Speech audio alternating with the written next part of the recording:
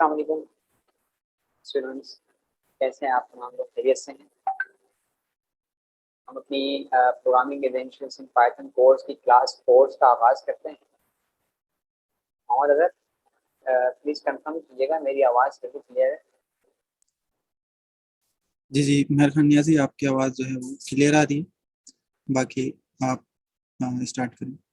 ठीक है, तो हम अपनी क्लास का आगाज़ करते हैं। हमने लास्ट जहाँ से स्किप किया था आज हम वहीं से स्टार्ट करेंगे। मैं उम्मीद करता हूँ कि जितनी भी चीज़ें हम अपनी प्रीवियस 3 क्लासेस में पढ़ चुके हैं, कवर कर चुके हैं, उनको आपने प्रैक्टिस किया होगा और उसको अच्छे तरीके से समझने की कोशिश भी की होगी। और उस हवाले से मुख्तलिफ जो है वो ऑनलाइन सर्च करके मुख्तलिफ ट्यूटोरियल्स और मुख्तलिफ जगहों से उस हवाले से आपने पढ़ा भी होगा। आज हमारा जो पहला टॉपिक है वो है कि हम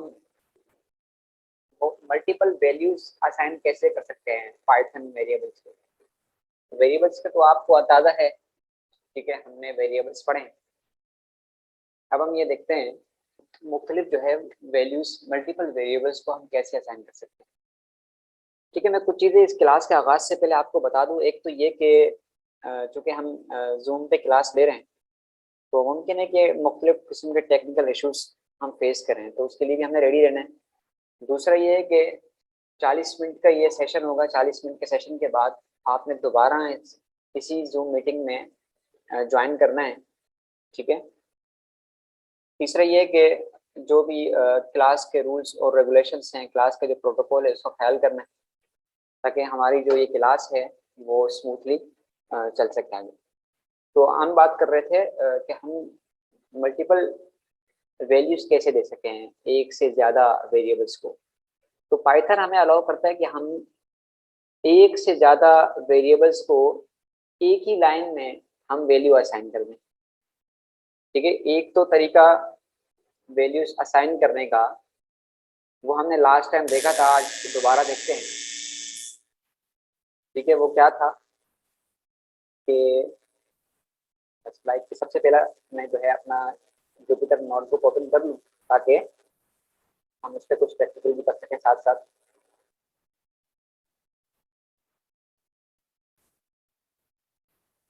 जुपिटर नोटबुक को ओपन करने का तरीका तो सबको आता होगा, तो मैं उसको अब कवर नहीं करने जा रहा, ठीक है। मैं अपनी जुपिटर नोटबुक को ओपन कर रहा हूँ।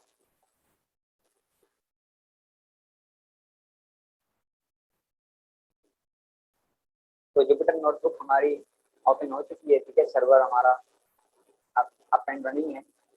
तो इसमें जो डेस्कटॉप पे मैंने अपना एक फोल्डर क्रिएट किया था लास्ट क्लास पे, पीसी नाम का, उसमें हमारी लास्ट क्लास की एक फाइल मौजूद है, लेकिन मैं अभी एक नई फाइल क्रिएट करने जा रहा हूँ आज की हमारी इस क्लास 4 के लिए।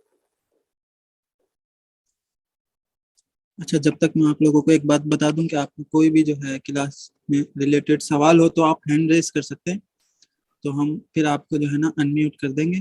बाकी आप सवाल जो है वो मुझे भी कर सकते हैं कमेंट के अंदर, चार्ट के अंदर, तो हम उसको देखेंगे। ठीक है, तो मैंने रीनेम कर दिया अपनी इस फाइल को क्लास 4 के नाम से। तो हम आमतौर पर करते क्या है कि अगर मैंने वेरिएबल्स क्रिएट कर रहे हैं, उन्हें कोई वैल्यू असाइन करनी है, तो मैं किस तरह कर सकता हूँ। एक वेरिएबल मैंने क्रिएट किया ए नाम का और इसको एक वैल्यू असाइन कर दी है, वैल्यू 1 के नाम से एक स्ट्रिंग असाइन किया है। एक और वेरिएबल क्रिएट किया जिसको मैंने वैल्यू 2 का एक स्ट्रिंग असाइन कर दिया है। एक और वेरिएबल मैं क्रिएट कर रहा हूँ जिसको भी मैंने एक वैल्यू आरजी तौर पर दे दी है। अब ये 3 वेरिएबल्स हैं मेरे पास, ए बी और सी। ये 3 वेरिएबल्स क्रिएट हो चुके हैं जिनमें 3 मुख्तलिफ वैल्यूज। मैंने इसको एग्जीक्यूट किया। अब मैं प्रिंट करना चाह रहा हूँ इसको, तो सबसे पहले मैं प्रिंट करके देख लूँ कि आया मेरे ये जो वेरिएबल्स है ये ठीक तरीके से प्रिंट हो रहे हैं या नहीं। तो मैं क्या करूँगा कि पहले ए को प्रिंट करूँगा, फिर बी को और फिर सी को, ठीक है। यहाँ तक तो नॉर्मल हम जिस तरीके से वैल्यू असाइन करते हैं किसी वेरिएबल को एंड देन उसको एक्सेस करते हैं, ये तो एक नॉर्मल तरीका। अब पाइथन हमें अलाउ करता है कि हम एक ही लाइन में, ये जो मैंने 3 लाइन्स में काम किया है इसको मैं एक ही लाइन में कर दूँ। वो कैसे करूंगा? वो इस तरह करूंगा कि मैं तीनों वेरिएबल्स को एक ही लाइन में वैल्यू असाइन करूंगा। कैसे? पहला मेरा ए वेरिएबल है, मैंने कॉमा से सेपरेट कर दिया, फिर बी है, फिर सी है। इसको मैं एक ही लाइन में तीनों वैल्यूज दूंगा। तो 3 वैल्यूज कैसे आएंगी देखिएगा, वैल्यू 1, फिर और वैल्यू वैल्यू 2, फिर एक और वैल्यू वैल्यू 3। अब होगा क्या कि जो सबसे पहला स्ट्रिंग है वो इस पहले वेरिएबल को असाइन हो जाएगा, जिनके दरमियान में असाइनमेंट ऑपरेटर है। ये जो दूसरा स्ट्रिंग है ये इस दूसरे वेरिएबल को असाइन हो जाएगा, और ये जो तीसरा वेरिएबल है, तीसरी जो वैल्यू है वो इस तीसरे वेरिएबल को असाइन हो जाएगी। अब इससे हो क्या रहा है कि यही काम जो मैंने 3 लाइन्स ऑफ कोड में मैंने करवाया है अपने कंप्यूटर से, मैं वही काम एक लाइन में करवा रहा हूँ। उसको मैं एग्जीक्यूट करवा के देखता हूँ, कोई प्रॉब्लम तो नहीं है, तो इसमें मुझे कोई प्रॉब्लम नहीं दिया। इसका मतलब ये है कि अगर मैं यही प्रिंट स्टेटमेंट्स यहाँ चला कर देखूँ तो मुझे इसका सेम आउटपुट आना चाहिए जो यहाँ पर आउटपुट आया था, वैल्यू 1, वैल्यू 2, वैल्यू 3। क्यों? क्योंकि मैं प्रिंट करवा रहा हूँ सबसे पहले पहला वेरिएबल, फिर दूसरा वेरिएबल, फिर तीसरा वेरिएबल। इसको प्रिंट करके देखते हैं तो आप ये देखेंगे कि इस स्टेटमेंट के रिजल्ट में और इस स्टेटमेंट के रिजल्ट में किसी किस्म का कोई फर्क नहीं है। ठीक है, तो इस तरीके से हम मल्टीपल वैल्यूज को असाइन कर सकते हैं मल्टीपल वेरिएबल्स पे। ठीक है, एक ही लाइन ऑफ कोड। अब इसमें कुछ चीजें याद रखने की हैं कि जितने आपने वेरिएबल्स क्रिएट किए हैं, मैंने यहाँ 3 वेरिएबल्स क्रिएट किए हैं, तो 3 ही वैल्यूज होनी चाहिए। ऐसा ना हो कि वेरिएबल्स तो मैंने यहाँ 3 क्रिएट कर रहा हूँ और वैल्यूज मैं यहाँ दे रहा हूँ 2। कट करें, मैं इसको कट कर लेता हूँ। अब मेरे पास यहाँ कितनी वैल्यूज हैं? 2 हैं। तो ये तो पहले वेरिएबल को ए को असाइन हो जाएगी, ये वैल्यू बी को असाइन हो जाएगी, लेकिन सी के लिए मैंने वैल्यू की फराहम की ही नहीं है। तो अब इसको क्या देना चाहिए? एरर देना चाहिए। तो ये वैल्यू एरर जनरेट कर रहा है। ठीक है, तो इस बात का हमें ख्याल रखना है कि उतनी ही वैल्यूज हमने देनी है जितने वेरिएबल्स हमने क्रिएट किए। अगर मैं यहाँ पर एक और वेरिएबल क्रिएट करता हूँ डी नाम का, और सेपरेटर लाजमी लगाना है। ठीक है, वैल्यूज के दरमियान भी और वेरिएबल नेम्स के दरमियान भी। तो यहाँ पर अभी हमारे पास 3 वैल्यूज हैं और 4 वेरिएबल्स हैं। तो अब भी जो है हमारे पास ये वैल्यू एरर जनरेट कर रहा है, क्योंकि वैल्यूज की तादाद और वेरिएबल नेम्स की तादाद सेम नहीं है। मैं इसको रिमूव करता हूँ और अपने इस कोड को ठीक करता हूँ ताकि बेहतर तरीके से काम। ठीक है, तो अब क्या है, वेरिएबल्स भी 3 हैं और वैल्यूज भी 3 हैं, तो ये बेहतर तरीके से काम करते हैं। मजीद आगे बढ़ते हैं। ये टॉपिक उम्मीद है क्लियर हुआ होगा। आसान आसान से छोटे छोटे से टॉपिक हैं, लेकिन ये सारे के सारे छोटी छोटी चीजें मिलकर पाइथन प्रोग्रामिंग के एडवांस लेवल के जो स्किल्स हैं उनको लीड करती हैं। अब अगला टॉपिक है कि हम मल्टीपल वेरिएबल्स को एक ही वैल्यू कैसे असाइन कर सकते हैं। ठीक है, यानी कि एक से ज्यादा वेरिएबल्स हों लेकिन उनकी वैल्यू सेम हो, तो ये काम हम किस तरीके से कर सकते हैं। यही काम अगर मैं नॉर्मल वे में करना चाहूँ तो मैं किस तरीके से कर सकता हूँ? वो मैं इस तरीके से कर सकता हूँ कि मैंने एक वेरिएबल क्रिएट किया x, उसको मैंने वैल्यू दे दी एक, मैंने नंबर दे दिया 45। ठीक है, तो मैंने एक वेरिएबल क्रिएट किया, उसको मैंने नंबर असाइन कर दिया 45। मैं एक और वेरिएबल क्रिएट कर रहा हूँ, उसको भी मैंने नंबर असाइन करना है 45। एक और वेरिएबल क्रिएट कर रहा हूँ, उसको भी नंबर मैंने असाइन करना है। अगर कहीं बार मेरे पास इस तरह का सिनारियो आ जाता है कि कहीं एक से ज्यादा वेरिएबल्स हैं लेकिन उनको जो वैल्यूज मैंने देनी है वो सेम ही देनी है, तो भाई मैं एक से ज्यादा लाइन ऑफ कोड क्यों लिखूं? तो पाइथन मुझे ये भी यहाँ पर एक सहूलत फराहम करता है कि जो काम मैंने इन 3 लाइन में करवाया है वो मैं एक लाइन में करवा सकता हूँ। वो कैसे करवा सकता हूँ कि मैं 3 वेरिएबल्स x इसको भी असाइन कर दूं। ठीक है, यानी कि इक्वल टू का साइन डाल दूं, फिर y इसमें भी असाइनमेंट ऑपरेटर, और फिर z असाइनमेंट ऑपरेटर, और जो वैल्यू मैंने फराहम करनी है वो मैं दे दूं। अब क्या होगा कि ये 45 क्योंकि असाइनमेंट ऑपरेटर लगे हुए हैं, अब यहाँ पर सेपरेटर नहीं है। फर्क सिर्फ इतना है कि वहां सेपरेटर यूज हुए थे मल्टीपल वैल्यूज को मल्टीपल वेरिएबल्स में असाइन करने के लिए, यहाँ पर एक ही वैल्यू है, इसको मल्टीपल वेरिएबल्स में असाइन करने के लिए हमारे पास असाइनमेंट ऑपरेटर यूज हो रहा है। तो अब क्या होगा, ये 45x को भी चला जाएगा, y को भी और z को भी। ठीक है, इसको एग्जीक्यूट करके देखता हूँ। तब देखें किसी किस्म का कोई एरर जनरेट नहीं हुआ। ठीक है, अब इसको मैं प्रिंट करके भी देख लूँ। ठीक है, अच्छा सबसे पहले तो इसका रिजल्ट प्रिंट करके देखूं कि इस x y z का रिजल्ट क्या प्रिंट हो रहा है, देन अलग से मैं इस x y z का रिजल्ट प्रिंट करके देखूंगा कि इन दोनों में कोई फर्क आ रहा है या नहीं आ रहा।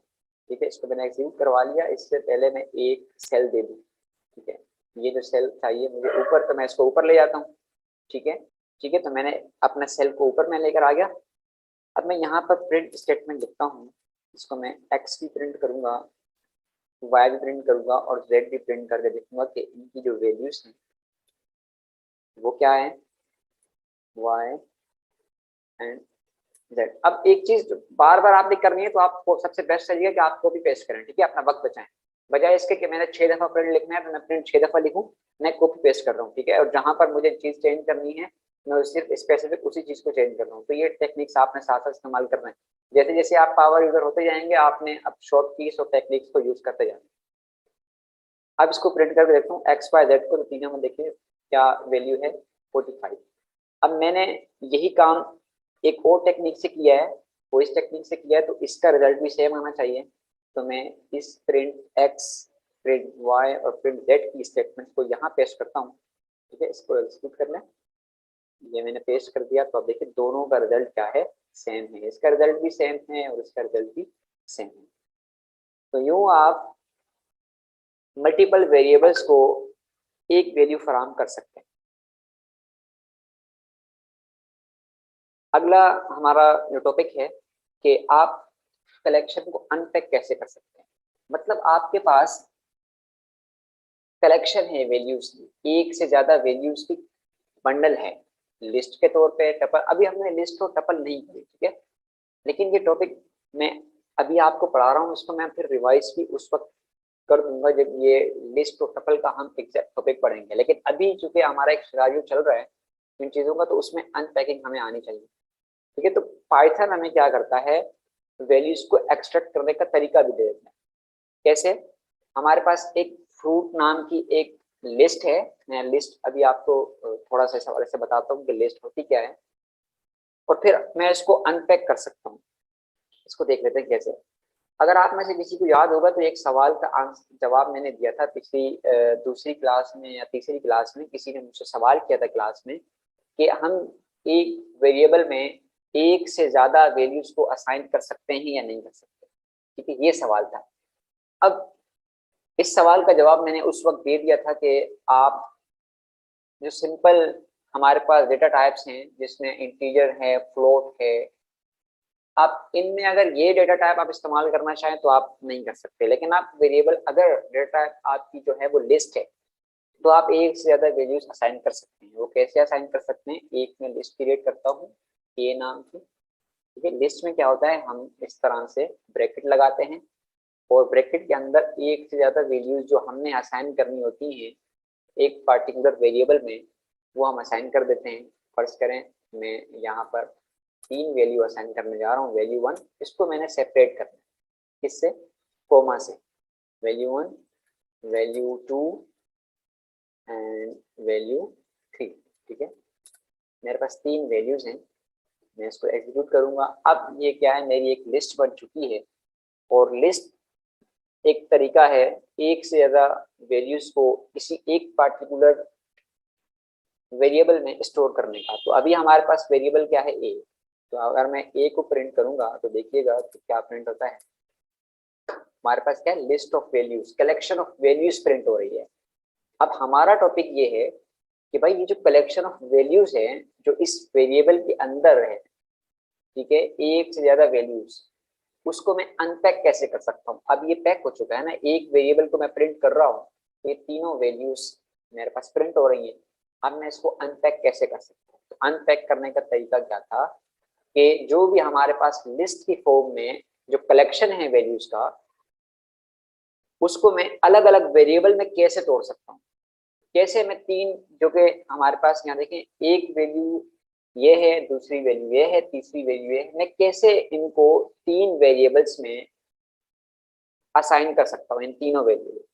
तो उसका तरीका क्या है कि मैं तीन वेरिएबल्स क्रिएट करता हूँ, पी क्यू आर, ठीक है। दरमियान में सेपरेटर लगा रहा हूँ, क्यों? क्योंकि मैंने एक ही लाइन ऑफ कोड में ये जो कलेक्शन ऑफ वैल्यूज है तीन वैल्यूज की, इन तीन वेरिएबल्स को असाइन करना है। तो मैंने P comma Q comma R तीन वेरिएबल्स को मैंने सेपरेट कर दिया, और जब भी असाइन करेंगे वैल्यू तो असाइनमेंट ऑपरेटर तो जरूर आएगा, ठीक है। ये सिंगल इक्वालिटी का जो साइन होता है, ये मैं पहले भी आपको बता चुका हूँ, ये असाइनमेंट ऑपरेटर कहलाता है। और यही टॉपिक हम जब आगे ऑपरेटर्स का पढ़ेंगे तो इसको बड़े ही डिटेल में देखेंगे, ठीक है। तो तीन वेरिएबल्स क्रिएट हो चुके हैं पी क्यू आर के नाम से, और अब मैंने इसके अंदर ये जो कलेक्शन ऑफ वैल्यूज है वो देनी है। तो मैं क्या करूंगा, चूंकि ए वेरिएबल के अंदर सिंगल वैल्यू नहीं है बल्कि लिस्ट है, और लिस्ट के अंदर तीन वैल्यूज है, तो मैंने ए असाइन कर दिया है पी क्यू आर को। अब होगा क्या कि जो इंडेक्स, ये मतलब पहली जो वैल्यू होगी वो पी को असाइन हो जाएगी, जो दूसरी वैल्यू होगी वो क्यू को असाइन हो जाएगी, जो तीसरी वैल्यू है वो आर को असाइन हो जाएगी, ठीक है। इसको मैं एग्जीक्यूट करता हूँ।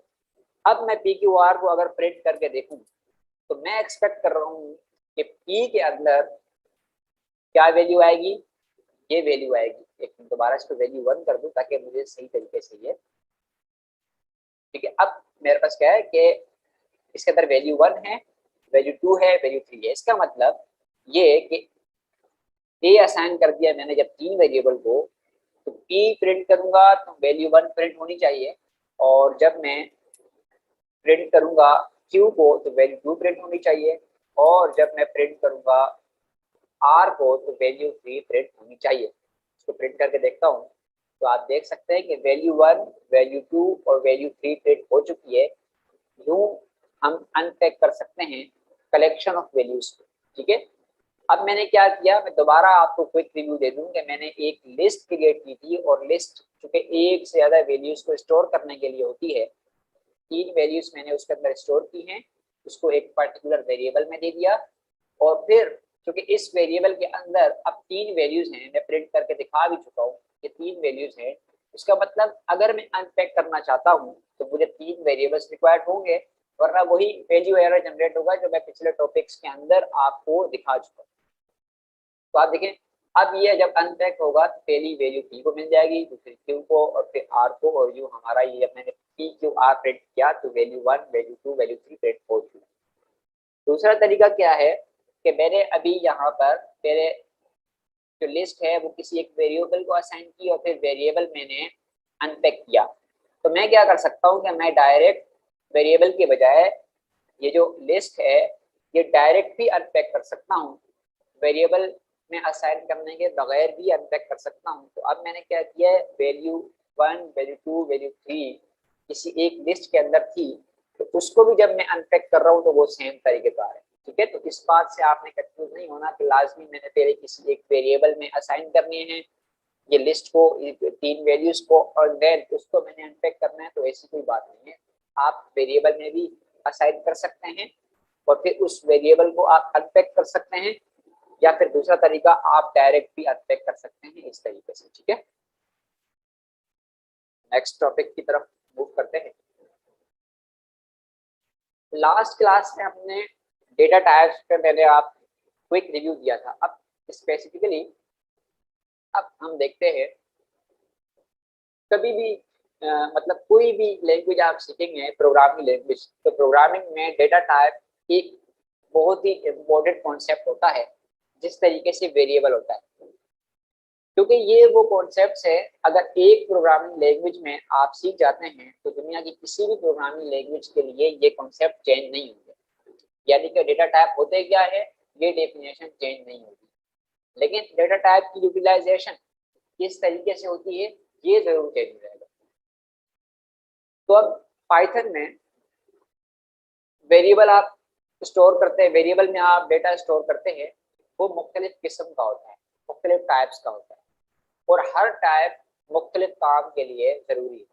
ठीक है, अच्छा 10 मिनट के बाद क्योंकि ये सेशन ऑटोमेटिकली ब्रेक हो जाएगा तो नेक्स्ट सेशन भी इसी लिंक पे होगा। मैं आपको दोबारा रिमाइंड करवा दूं कि आप लोगों ने दोबारा इसी लिंक से ही इस क्लास को ज्वाइन करना है। ठीक है, तो पाइथन में ये मुख्तलिफ किस्म के डेटा टाइप्स जो कि बाय डिफॉल्ट यानी कि बिल्ट इन है, इन कैटेगरीज में डिवाइड किया है। टेक्स्ट टाइप का जो हमारे पास डेटा टाइप है पाइथन के अंदर वो स्ट्रिंग है। फिर हमारे पास 3 किस्म के डेटा टाइप्स हैं न्यूमेरिक, 3 किस्म के हमारे पास सीक्वेंस टाइप्स हैं जो अभी लिस्ट हमने जिक्र भी किया था, लास्ट में हमने देखा भी है लिस्ट।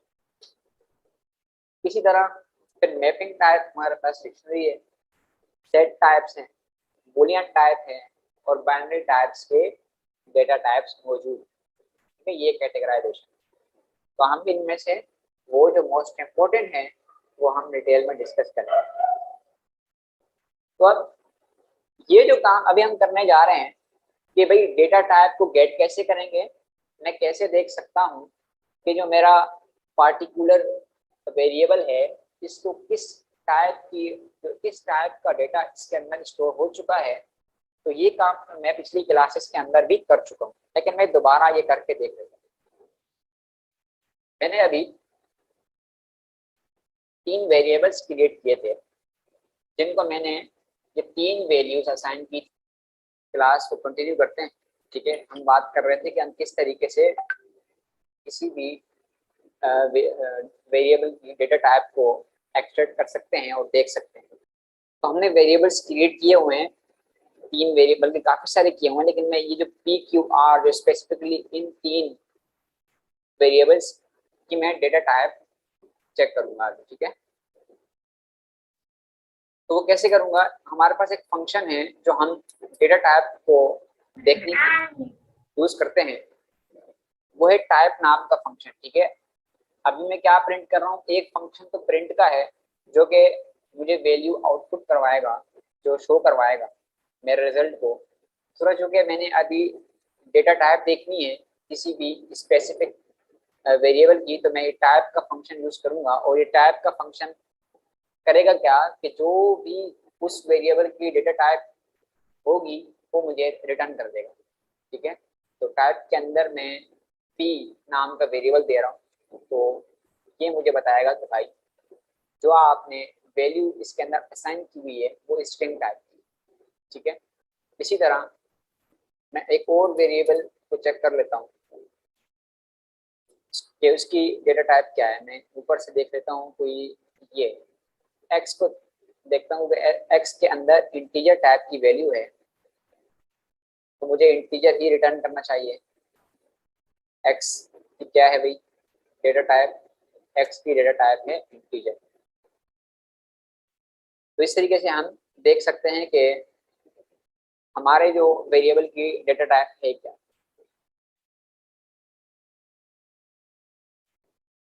अब ये तो हमने कहा कि किस तरीके से डेटा टाइप हमने चेक करनी है। अब पाइथन में अगर हम किसी वेरिएबल को वैल्यू असाइन करते हुए उसको ये भी बताएं कि भाई इसकी डेटा टाइप ये होगी, तो किस तरीके से करेंगे। जैसे बाय डिफॉल्ट होता क्या है, हम पहले भी ये डिस्कस कर चुके हैं कि पाइथन में, क्योंकि पाइथन एक इंटेलिजेंट लैंग्वेज है, तो जब भी आप कोई वेरिएबल क्रिएट करते हैं, मैं एक वेरिएबल क्रिएट कर रहा हूँ न्यू वर के नाम से, तो जब भी आप उसको कोई वैल्यू असाइन करेंगे तो होगा क्या, बाय डिफॉल्ट वो देख लेगा कि भाई इसकी इस वेरिएबल की डेटा टाइप है क्या। मैंने अभी एक वेरिएबल क्रिएट किया है, तो मुझे ये बताने की जरूरत नहीं है कि मैंने इसके अंदर कौन सी डेटा टाइप यूज की है, इंटीजर डेटा टाइप है या फ्लोट है, लेकिन मैं अलग से बता भी सकता हूँ, अलग से मैं डिफाइन भी कर सकता हूँ। ठीक है, तो नॉर्मल वे तो ये है कि हम इस तरीके से एक वैल्यू किसी भी वेरिएबल को असाइन कर सकते हैं। अब कोई स्पेसिफिक डेटा टाइप मैं खुद सेट कर रहा हूँ, अगर मुझे कहीं पर एक यूज केस तो मैंने किसी एक स्टूडेंट के सवाल के जवाब में दिखाया भी था कि इसका यूज केस कहाँ है। मुझसे यही सवाल किया गया था कि भाई जब वो ऑटोमेटिकली डिटेक्ट कर रहा है कि आपने किस डेटा टाइप की वैल्यू असाइन की है, तो फिर आपको बताने की जरूरत ही क्या है। तो मैंने उसका यूज केस कैलकुलेटर छोटा सा बना के दिखाया था प्लस का कि भाई ये यूज केस है, यहाँ पर मुझे स्पेसिफाई करना पड़ता है। ठीक है, तो इस तरह के यूज केसेस कहीं आपके पास आ सकते हैं, तो आपको बताना पड़ जाता है पाइथन को, इंटरप्रेटर को, कि भाई मैं इस वेरिएबल में फला डेटा टाइप की वैल्यू को असाइन कर सकता हूं। मैं अभी इस टॉपिक को समझाने के लिए अगेन वही एग्जांपल आपको दूंगा कि मैं अभी करना क्या चाह रहा हूँ कि मैं यूजर से 2 वैल्यूज लेना चाह रहा हूँ, और मैं चाहता हूँ कि यूजर वो 2 वैल्यू फराहम करे ताकि मैं वो सम अप करके उसको ऐड करके मैं यूजर को वैल्यू रिटर्न कर दूँ। तो अब मैं करूँगा कैसे?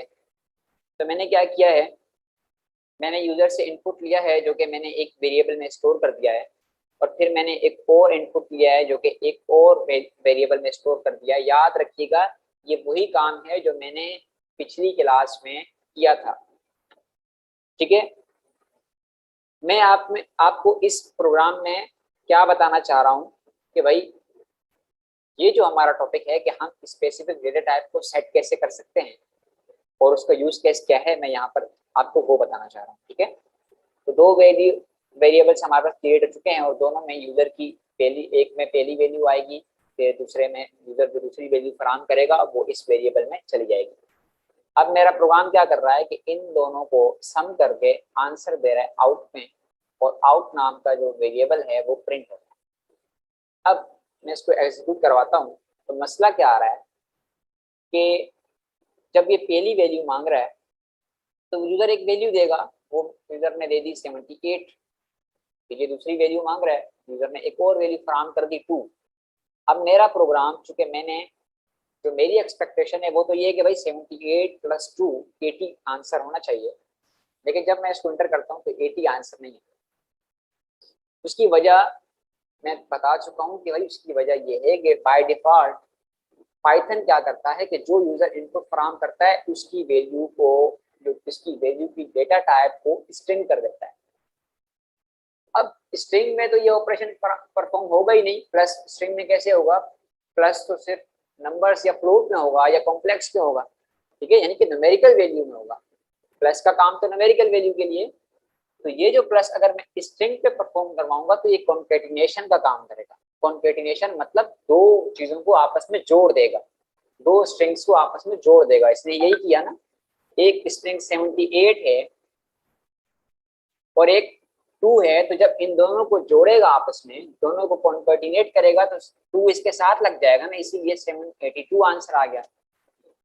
तो मैं इसी चीज को सही करने के लिए, जो मेरी एक्सपेक्टेशन थी उसके मुताबिक इसको परफॉर्म करने के लिए मैं क्या करूंगा, सिर्फ इतना सा काम करूंगा कि मैं यहाँ पर जो मेरा टॉपिक भी है कि मैं सेट कर दूंगा अपनी स्पेसिफिक डेटा टाइप को। तो कैसे करूंगा? वो बिल्ट इन फंक्शंस हैं जो मैंने यूज करनी है। वो क्या है? क्योंकि मैं चाहता हूँ कि भाई ये जो यूजर यहाँ पर इनपुट दे रहा है वो एज अ नंबर डील हो, तो मैं इंटीजर फराहम कर दूंगा, क्योंकि इंटीजर नंबर फराहम कर रहा है यूजर यहाँ पर। ठीक है, तो मैंने क्या किया, इंट का फंक्शन लगा दिया, और उस इंट के फंक्शन के अंदर बाकी जो मेरा पहले वाला काम था उसको मैंने रख दिया। अब होगा क्या कि यहाँ से यूजर से हमारा कंपाइलर यूजर से इनपुट लेगा, और वो इनपुट टाइप कास्ट होने के बाद, वो इंटीजर में कन्वर्ट होने के बाद वैल्यू 1 में val1 के जो वेरिएबल है उसमें स्टोर होगा। और सेम काम मैं val2 के लिए भी कर रहा हूँ, तो भाई आप इसको भी एज अ इंटीजर लो।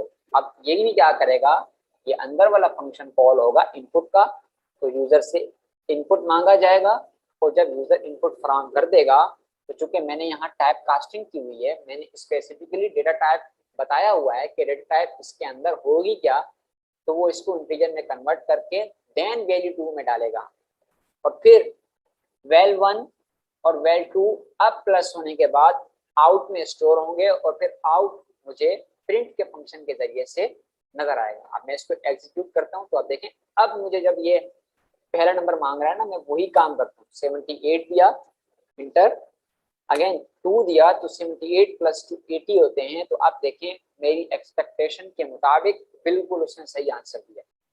ठीक है, अब पहले मेरा जो val1 का जो उसकी डेटा टाइप थी वो स्ट्रिंग थी, लेकिन अब मैंने उसको टाइप कास्ट कर दिया, इंटीजर में कन्वर्ट कर दिया है, तो अब मैं दोबारा जब इसकी डेटा टाइप को मैं देखूंगा तो आप देखें अब स्ट्रिंग नहीं है, इंटीजर हो चुका है। और इस इंटीजर होने की वजह से मेरी कैलकुलेशन पॉसिबल हो पाई है, वगरना स्ट्रिंग के ऊपर अगर आप प्लस का ऑपरेशन परफॉर्म करेंगे तो वो कॉन्केटिनेट करेगा। ठीक है, टॉपिक क्लियर है? अच्छा, तो किसी का कोई सवाल है? मैं थोड़ा सा सवाल वगैरह ले लूँ, हैंड रेस करें आप लोग ताकि हमारा सेशन इंटरेक्टिव। मैं कोशिश कर रहा हूँ कि सवाल कम से कम आपके हों, क्योंकि इस तरीके से इस डिटेल में समझाना चाह रहा हूँ। फिर भी अगर आप में से किसी का सवाल है तो आप सवाल कर सकते हैं। आप जो है ना अपने आप को अनम्यूट भी खुद पे खुद कर सकते हैं, बाकी चार्ट में भी आप जो है सवाल कर सकते हैं कोई भी। अभी सैफुल्ला ने जो है हैंड रेस किया था, बाकी हुनैन भी हैंड रेस कर रहे थे, तो आप अपना हैंड रेस करें और सवाल करें। हाँ, आपके पास ये एबिलिटी है।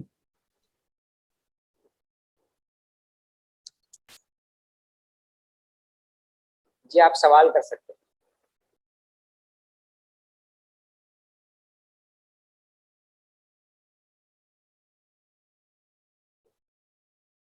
किसी का अगर सवाल नहीं है तो वो चैट में लिख दे कि क्वेश्चन नहीं है, ताकि मैं आगे चल।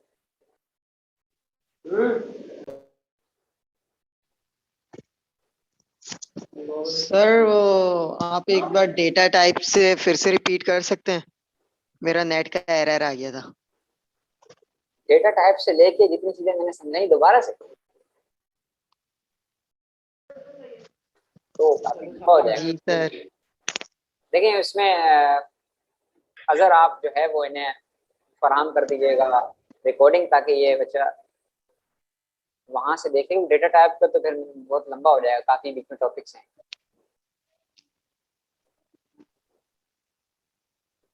ठीक है, तो हम आपको फराहम कर देंगे रिकॉर्डिंग इसकी स्पेसिफिकली। आपको आपका नाम नोट कर लेते हैं, ठीक है, क्योंकि ओके सर। आपको जो है मेंशन कर दिया गया है कि आप इसकी रिकॉर्डिंग आपसे शेयर नहीं की जाएगी, इसीलिए कोशिश करें कि लाइव क्लासेस को रहने की जूम, इसीलिए आपको जूम में मदद किया गया। किसी और का कोई सवाल तो काइंडली पूछें जल्दी से। Okay sir, thank you. I think किसी का सवाल नहीं है, किसी का तो सवाल आप आगे बढ़े हैं। हाँ, तो आप आगे कंटिन्यू कर लें।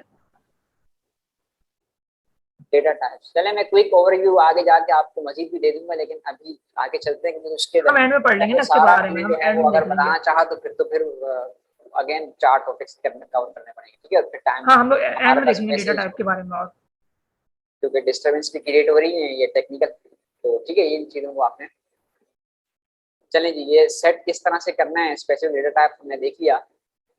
अब जो मैंने आपको डेटा टाइप बताए थे कि भाई इतने किस्म के डेटा टाइप्स होते हैं, अब जो उनमें इंपॉर्टेंट डेटा टाइप हैं जिनका इस्तेमाल हम बहुत ज़्यादा करने वाले हैं, वो मैं बड़े ही डिटेल में आपको बताना चाह रहा हूँ। ठीक है, तो अब सबसे पहले ये है कि पाइथन नंबर्स, यानी नंबर्स टाइप के जो हमारे पास डेटा टाइप है पाइथन में, वो 3 है। न्यूमेरिक डेटा टाइप्स पाइथन के अंदर 3 किस्म के, एक तो इंटीजर है, एक फ्लोट है और एक कॉम्प्लेक्स है। वेरिएबल्स न्यूमेरिक टाइप के उसी वक्त क्रिएट हो जाते हैं जब आप उनको उस किस्म की वैल्यू फराहम करते हैं।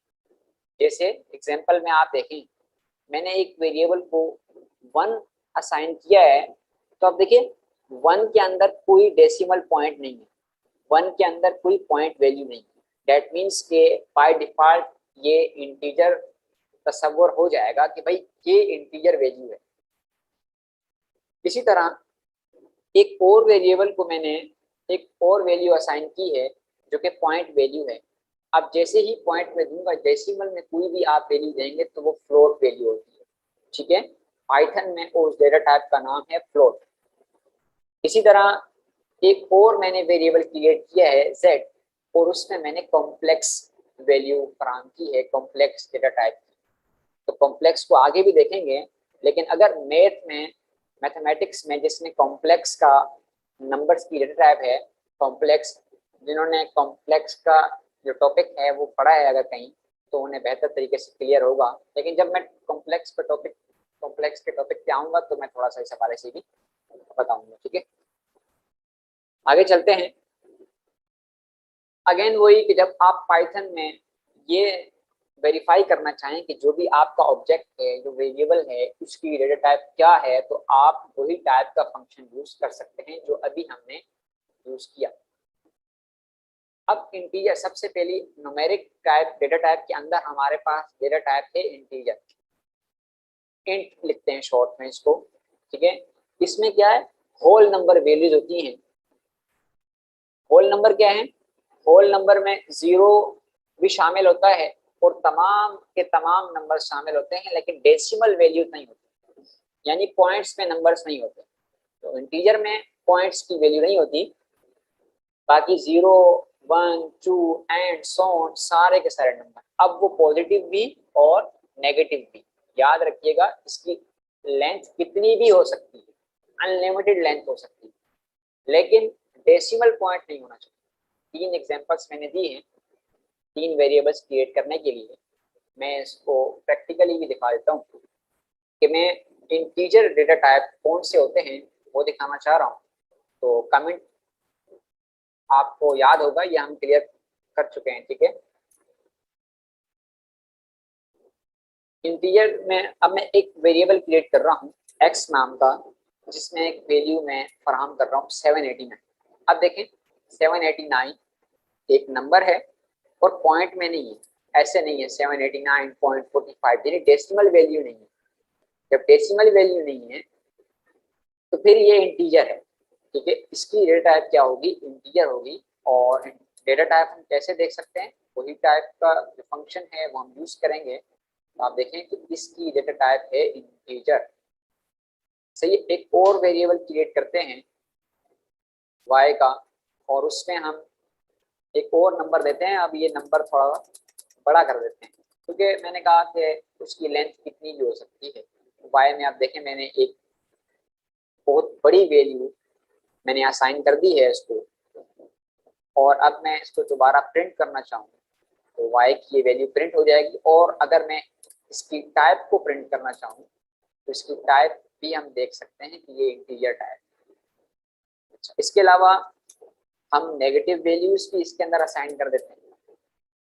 याद रखिएगा, सिर्फ और सिर्फ डबल कोटेशन में और सिंगल कोटेशन में स्ट्रिंग्स हम देते हैं, इसके अलावा कोई डेटा टाइप हम नहीं देते। यानी इंटीजर को हम ऐसे नहीं लिख सकते कि भाई डबल या सिंगल कोट में दे दूं तो ये अब इंटीजर नहीं रहा, ये अब स्ट्रिंग बन चुका है। अभी जब स्ट्रिंग का टॉपिक अलग से हम कवर करेंगे तो मैं ये दोबारा मेंशन करूंगा।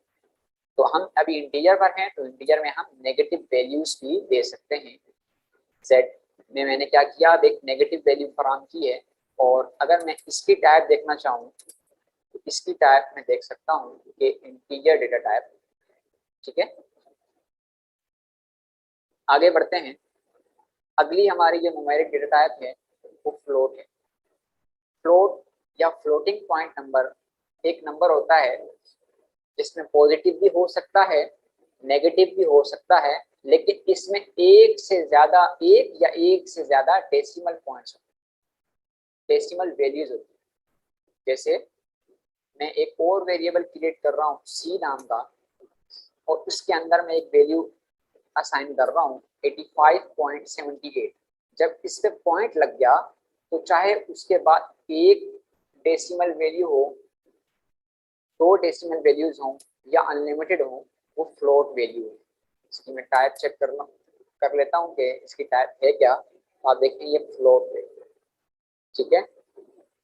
इसी तरह मैं इसमें भी नेगेटिव वैल्यू भी फराहम कर सकता हूँ। एक और मैं वेरिएबल क्रिएट कर रहा हूँ, इसका नाम xy है, और उसमें एक और वैल्यू असाइन कर रहा हूँ जो कि फ्लोट वैल्यू है। पॉइंट जैसे ही आ गया तो float value. Again float values को मैं इस तरह डबल कोटेशन में या सिंगल कोटेशन में नहीं दे सकता, क्योंकि डबल कोटेशन या सिंगल कोटेशन सिर्फ और सिर्फ एक डेटा टाइप के लिए हम यूज कर सकते हैं, वो है स्ट्रिंग, ठीक है। तो मैं इसमें ये नेगेटिव वैल्यू फराहम कर रहा हूँ, तो इसकी टाइप भी चेक कर लेते हैं। इसकी टाइप भी फ्लोट होनी चाहिए, तो इसकी टाइप भी फ्लोट है, ठीक है। यू इंटीजर और फ्लोट। एंड देन आगे चलते हैं। अब फ्लोट में हम साइंटिफिक नंबर्स भी दे सकते हैं। साइंटिफिक नंबर्स जो एक्सपोनेंट की फॉर्म में हम लिखते हैं ना, 7 8 9 मल्टीप्लाई बाय 10⁻3, ठीक है, या एक्सपोनेंट पावर 3 इस तरह भी पढ़ते हैं उसे, जो कि 10 की पावर होती है।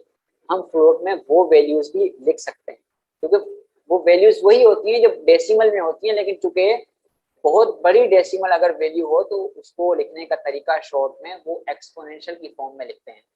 तो वही काम हम यहाँ पर भी कर सकते हैं।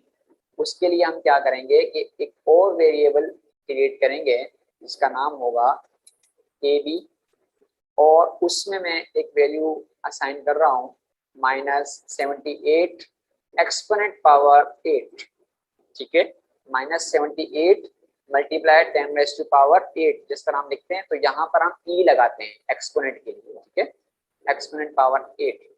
अब देखें इसको मैं प्रिंट करूँ अगर, तो ये ए बी की वैल्यू मुझे फराहम कर रहा है। कैसे? ये एक्सपोनेंट पावर 8 मतलब इस पॉइंट को हम 8 दर्जे मूव करेंगे, 8 टाइम्स मूव करेंगे, 1 2 3 4 5 6 7 8। तो इसी तरह ये -78 एक्सपोनेंट पावर 8 बन जाएगा, ठीक है। अच्छा जी, इसको स्मॉल ई बी और कैपिटल ई बी में लिख सकता हूँ। एक और वेरिएबल में सी एस क्रिएट कर रहा हूँ और उसमें मैं पॉजिटिव वैल्यू इस दफा दे रहा हूँ, लेकिन अभी एक्सपोनेंट के लिए ई लिख रहा हूँ कैपिटल, ठीक है। कैपिटल लिख के देखता हूँ, इसको कैपिटल भी एक्सेप्ट कर लेना चाहिए, ठीक है, क्योंकि एग्जाम्पल में भी मैंने इसे दिया हुआ है। प्रिंट कर लेते हैं जी सी एस को, तो आप देखें एक्सपोनेंट पावर 4 किसी किस्म का कोई मसला नहीं है। इसको मैं एक्सपोनेंट की वैल्यू चूंकि माइनस में भी हो सकती है तो मैं माइनस में भी इसे फराहम कर सकता हूँ। अब ये माइनस में हो जाएगा 1 2 3 4, ठीक है। अब हमारे पास तीसरी हमारे पास न्यूमेरिकल डेटा टाइप है, वो है कॉम्प्लेक्स। कॉम्प्लेक्स नंबर्स हम लिखते हैं पाइथन में जे के साथ। जे किसको शो करता है? जे इमेजिनरी पार्ट को शो करता है। अब पहले तो आप लोग ये बताएं कि क्या कॉम्प्लेक्स नंबर का पता है आपको, क्योंकि ये मैथमेटिक्स का एक टॉपिक है। अच्छा जी, कॉम्प्लेक्स का मैं बड़े सिंपल और शॉर्ट बता दूं कि कॉम्प्लेक्स हमारे पास ऐसे नंबर होते हैं जो कि दो हिस्सों पर मुश्तमिल होता है। एक हमारे पास रियल पार्ट होता है उसका और एक इमेजिनरी पार्ट होता है, ठीक है। एक होता है रियल पार्ट, एक होता है इमेजिनरी पार्ट। फर्ज करें अगर मैं आपको कहूँ कि -45 का अंडर रूट निकाल के दें, तो आप में से कितने ऐसे लोग हैं जो -45 का स्क्वायर रूट मुझे निकाल के दे सकते हैं? प्लीज चैटिंग में जवाब दीजिएगा। तो कोई ये आंसर करेगा कि हम क्यों निकाल नहीं सकते, -45 का अंडर रूट क्यों नहीं आ सकता? कोई जवाब? अनम्यूट कर सकते हैं आप लोग अपने आप को, अनम्यूट करें और जवाब दे सकते हैं आप। -45 का स्क्वायर रूट क्यों नहीं निकल सकता? उसकी वजह बड़ी सिंपल सी है, कोई बता सकता है? सर क्योंकि ये किसी का स्क्वायर नहीं है। नहीं, फिर भी ये स्क्वायर अगर ना भी हो तो कोई बात नहीं, पॉइंट में तो वैल्यू आनी चाहिए ना। हाँ, ये आंसर आया भाई, माइनस है, माइनस है, ये सही है। नेगेटिव वैल्यूज का स्क्वायर रूट नहीं ले सकते, इसीलिए हमारे पास यहाँ आता है कॉम्प्लेक्स नंबर का कॉन्सेप्ट। उसमें होता क्या है कि आप 45 का अंडर रूट निकालेंगे, एक वैल्यू आ जाएगी और फिर उसमें इस तरह से शो करेंगे। फर्ज करें एक वैल्यू आई, किसी एक नेगेटिव नंबर का मैंने स्क्वायर रूट लिया और वो वैल्यू आई 48, लेकिन क्योंकि वो नेगेटिव थी तो अब मैं इमेजिनरी पार्ट मैंने शो करवाना है, तो वो मैं क्या करूंगा, 1 का स्क्वायर रूट लूंगा और फिर उसको शो करवाऊंगा अलग से, ठीक है। तो फिर वो जो नंबर मेरे पास आएगा वो आई जे या किसी भी वेरिएबल के साथ मैं उसे लिख सकता हूँ। पाइथन में उसे जे के साथ लिखते हैं। इसको आप मजीद भी अपना ये कॉन्सेप्ट क्लियर करने के लिए गूगल कीजिएगा, ठीक है, और पढ़िएगा ताकि जो कॉम्प्लेक्स का मैथमेटिकल कॉन्सेप्ट है वो आपको समझ में आ जाए। मैं पाइथन में इस तरीके से लिखते हैं। ये मैंने कुछ कॉन्सेप्ट आपको देने, वो भी तो महंगे मैंने डिमांड पे निकलवाया है तस्वीर। काइंडली अपने आप को म्यूट कर लिया करें ताकि क्लास में डिस्टर्बेंस ऑलरेडी इतनी हो रही है तो मजीद ना हो। ठीक है, मैं एक वेरिएबल क्रिएट कर रहा हूँ कॉम नाम का, और इसमें मैं एक कॉम्प्लेक्स डेटा टाइप की वैल्यू वो असाइन करता हूँ 7 + 7j। ठीक है, 7 + 7j। और मैं अब इसकी डेटा टाइप चेक कर रहा हूँ टाइप के फंक्शन से, तो आप देखें कि ये टाइप मुझे बता रहा है कि ये कॉम्प्लेक्स डेटा टाइप की वैल्यू है। इसी तरह मैं अलग से भी इसे शो कर सकता हूँ। फर्ज करें मैं एक और वेरिएबल न्यू वेरिएबल 2 के नाम से क्रिएट कर रहा हूँ, और फिर उसमें मैं एक वैल्यू फराहम कर रहा हूँ 78। लेकिन अगर मैं इसको वैसे ही अगर मैंने एग्जीक्यूट करवा दिया तो ये बाय डिफॉल्ट उसकी टाइप क्या लेगा, इंटीजर लेगा। लेकिन मैं चाहता हूँ कि भाई मैं ये जो वैल्यू दे रहा हूँ ये इंटीजर नहीं है, ये कॉम्प्लेक्स है। तो कॉम्प्लेक्स का एक फंक्शन यूज करेंगे और फिर इसे एग्जीक्यूट करवाएंगे तो आप देखिए इसकी जो डेटा टाइप है वो कॉम्प्लेक्स हो चुकी। तो ये हमने ऊपर देखा था इंटीजर फ्लोट किस तरीके से, ये आगे भी हम इसे मजीद भी देखेंगे, लेकिन ये साथ साथ मैं इसको आपको वाजे करता चलूँ ताकि आपके जहन में हो। ठीक है, तो ये था कॉम्प्लेक्स डेटा टाइप। अब ये अगेन वही कि टाइप कन्वर्जन, टाइप कैसे कन्वर्ट कर सकते हैं, एक डेटा टाइप से दूसरी डेटा टाइप में कैसे कन्वर्ट कर सकते हैं। तो वही हमारे पास इंट, फ्लोट, कॉम्प्लेक्स इस तरह के फंक्शंस यूज होते हैं एक डेटा टाइप से दूसरी डेटा टाइप को कन्वर्ट करने के लिए। लेकिन कुछ इसमें रिस्ट्रिक्शंस हैं। वो क्या है, फर्ज करें एक वेरिएबल है ए जिसके अंदर मेरे पास एक है स्ट्रिंग। ठीक है, स्ट्रिंग डेटा टाइप है, और स्ट्रिंग डेटा टाइप किसमें होती है, डबल या सिंगल कोट में। तो एक मेरे पास वेरिएबल है, क्या मैं इस वेरिएबल को इंटीजर डेटा टाइप में कन्वर्ट कर सकता हूँ? काइंडली चैट में मुझे आंसर दीजिएगा, मैं इसे कन्वर्ट कर सकता हूँ। तो आप देखिए एक वेरिएबल है ए नाम का, इसको मैं स्ट्रिंग में उसमें इंटीजर में कन्वर्ट करना चाह रहा हूँ। तो मैं एक हमारे स्टूडेंट ने आंसर दिया कि सर आप इस तरीके से कर सकते हैं। तो मैं इसको करके देखता हूँ, मेरा नहीं ख्याल कि ये इंटीजर में कन्वर्ट हो जाएगा, वैल्यू एरर जनरेट करके। क्यों? अब आप मुझे बताइए स्ट्रिंग को कैसे इंटीजर में कन्वर्ट करें। अगर आपको मैं कहूँ इसको इंटीजर में कन्वर्ट कर दें, नंबर्स में कन्वर्ट करें, आप किस बेस पे करेंगे? ठीक है, तो यहाँ पर पाइथन में भी इसी किस्म के इश्यूज हैं कि भाई कुछ रिस्ट्रिक्शंस हैं, कुछ चीज़ों का हमने ये जो हम इतने छोटे छोटे रूल्स पढ़ रहे हैं उसकी वजह यही है कि कल को हम बड़े प्रोग्राम्स लिखना चाहें, जो बड़ी कोडिंग करना चाहें और हाई लेवल की जो टॉपिक्स हैं वो कवर करना चाहें, तो ये छोटे छोटे एरर्स हमें वहाँ जाके बहुत परेशान करेंगे, उस वक्त हमें अंदाजा होगा नहीं फिर। तो इसीलिए ये रूल सीखना बड़े ज़रूरी हैं। ये जो इतनी डिटेल में जो हम अपना सिलेबस को लेके जा रहे हैं कि एक टॉपिक से दूसरा टॉपिक निकाल रहे हैं, की वजह सिर्फ यही। तो भी ये इसी तरह से इसमें रिस्ट्रिक्शन है कि भाई आप स्ट्रिंग को इंटीजर में कन्वर्ट नहीं कर सकते। अच्छा एक और सर है अगर ये जी, सर अगर इन्वर्टेड कॉमास हटा दें तो फिर ये इंट में कन्वर्ट नहीं होगा? ये वाले इन्वर्टेड कोमा, जी फिर ये सिंटैक्स एरर आ जाएगा,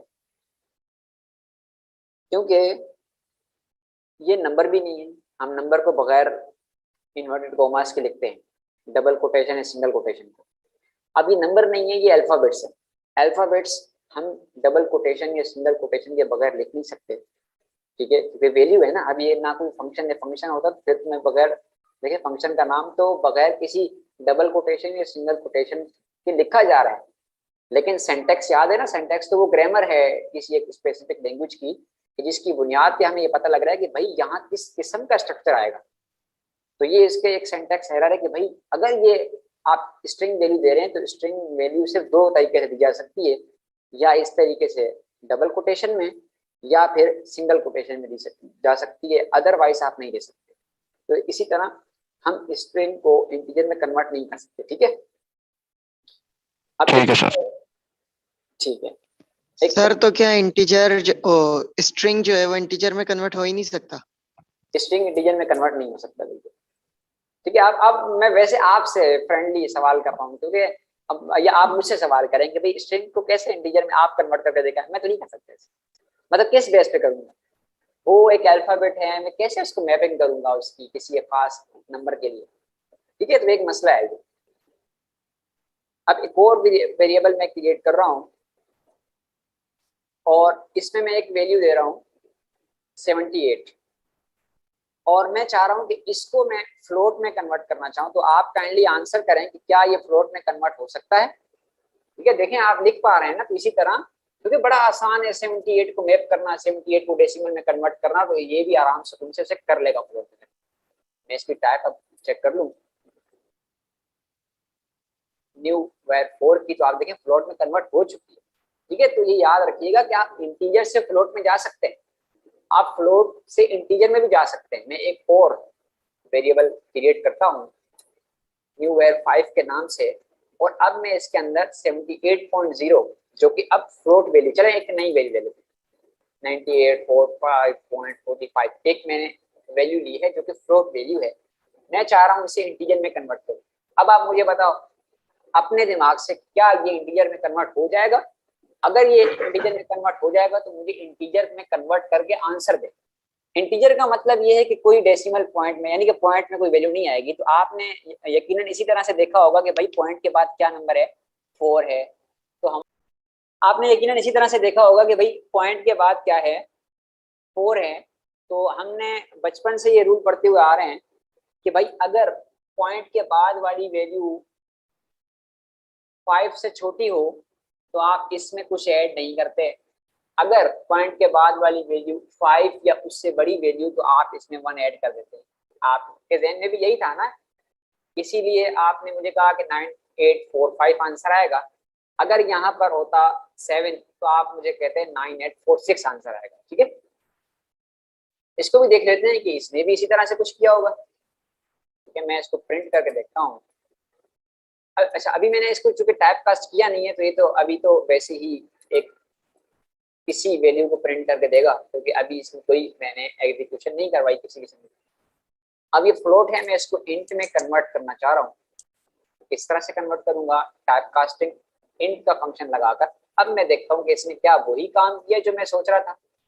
हाँ तो भाई इसने बिल्कुल वही काम किया है जो हम सही सोच रहे थे। अगर मैं इसको 7 करके देखता हूँ तो मेरे ख्याल से 9846 होना चाहिए इसे, तो ये नहीं कर रहा होगा। क्यों नहीं कर रहा? हाँ क्यों नहीं कर रहा? तो वजह तो रूल के खिलाफ चला गया, इसका मतलब हैंड रेज जिसने किया हुआ है वो अपने आप को अनम्यूट करके जो है सवाल कर सकता है क्लास के दौरान, कोई भी आपका आंसर सवाल कर हो। सकता है कि भाई ये जो 7 है, यहाँ पर 7 था तो अब जो हम सोच रहे थे 9846 होना चाहिए था इसको, ये अगेन 9845। प्लीज बताएं। राउंड ऑफ नहीं, इसका मतलब सही कह रहे हैं कि आप ये क्या करेगा, ट्रंकेट कर देगा उससे इसकी जो पॉइंट के बाद जितनी भी डेसिमल वैल्यूज हैं उन्हें ट्रंकेट कर देगा, उन्हें खत्म कर देगा, और आपको सिर्फ उसका जो होल नंबर वाला पार्ट है वो आपको शो करता है, ठीक है। ये इसका लुबेलुबाब था, ये वो छोटी छोटी वो अंदरूनी महर जी सर। एक सवाल आया है कि पर्पस क्या है कन्वर्ट करने का, हम इसको कन्वर्ट क्यों कर रहे हैं? कन्वर्ट करने जरा के उसके लिए बारे में हाँ बता दें। आपको अगर ये याद हो तो मैंने ऊपर आपको एक छोटा सा कैलकुलेटर बना के दिखाया था। ये अभी मुझे क्या जरूरत पड़ी थी कि मैं एक इनपुट ले रहा था उसके साथ इंटीजर में कन्वर्ट कर रहा था। मैंने बगैर कन्वर्ट किए भी आपको दिखाया था, कोई मसला आ रहा था कि वो कॉन्केटिनेशन कर रहा था। तो इसी तरह एक ये उसकी एग्जांपल थी। इसी तरह बहुत सारे यूज केसेस जब आप रियल लाइफ सिनेरियोस पे काम करने बैठते हैं, कोडिंग करने बैठते हैं, फिर आपको बहुत सारी चीज़ों को टैकल करना पड़ता है, ठीक है। आपने देखा होगा कि जब आप फॉर्म बनाते हैं तो फॉर्म में डेटा वैलिडेशन करते हैं, फॉर्म वैलिडेशन करते हैं कि भाई यूजर के लिए जो उस स्पेसिफिक इनपुट जो हमने यूजर से मांगा हुआ है, यूजर सिर्फ वही इनपुट फराहम करे, ऐसा कोई इनपुट फराहम ना कर दे कि कहीं मेरा जो पूरा प्रोग्राम है वही क्रैश कर जाए। ठीक है ना, मैंने फर्स्ट नेम लिखा हो, फर्स्ट नेम के अंदर यूजर नंबर दे रहा है, तो ये डेटा वैलिडेशन क्यों करते हैं? वो भी इसी तरह का कोई काम करते हैं ना कि भाई स्पेसिफिक कर देते हैं कि भाई आप यही वैल्यूज दे सकते हैं। तो यहाँ पर भी हम कुछ ऐसा ही कर रहे हैं। तो ये तो एक एग्जांपल छोटी सी है, इस तरह बेतहाशा यूज केसेस हैं जहां पर आपको मजबूरन ये काम करना पड़ता है। सर एक सवाल था जी, जैसे अभी हमने यहाँ पर जो है आपने वैल्यूज लिखी थी 9845.45, अब हमें 9845 को हटाना है, सिर्फ पॉइंट के बाद जो है 45 उसको हमने इंट में लाना है, तो कैसे लाएंगे? पॉइंट के स्पेसिफिक इस काम के लिए 0.75 है ना, हाँ, हमें इंट में सिर्फ इस वैल्यू को लाना है 75 को, ये पहली वाली हटा दें, तो ये कैसे हटाएंगे? इसको आपने जो है स्पेसिफिक आप चाह रहे हैं कि ये कन्वर्ट हो जाए इंटीजर के अंदर। अच्छा, जी। इसमें जहां तक मेरी नॉलेज है ऐसा कोई फंक्शन नहीं है कि जो इस डेसिमल पार्ट को स्पेसिफिक आप कन्वर्ट करके दे इंटीजर में।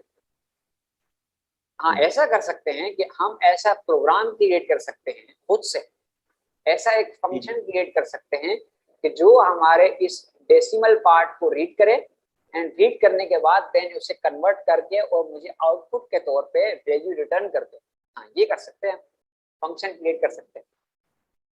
ठीक है, यानी कि ये हमारा ये प्री डिफाइंड नहीं होगा, ये यूजर डिफाइंड फंक्शन है, क्रिएट कर सकते हैं।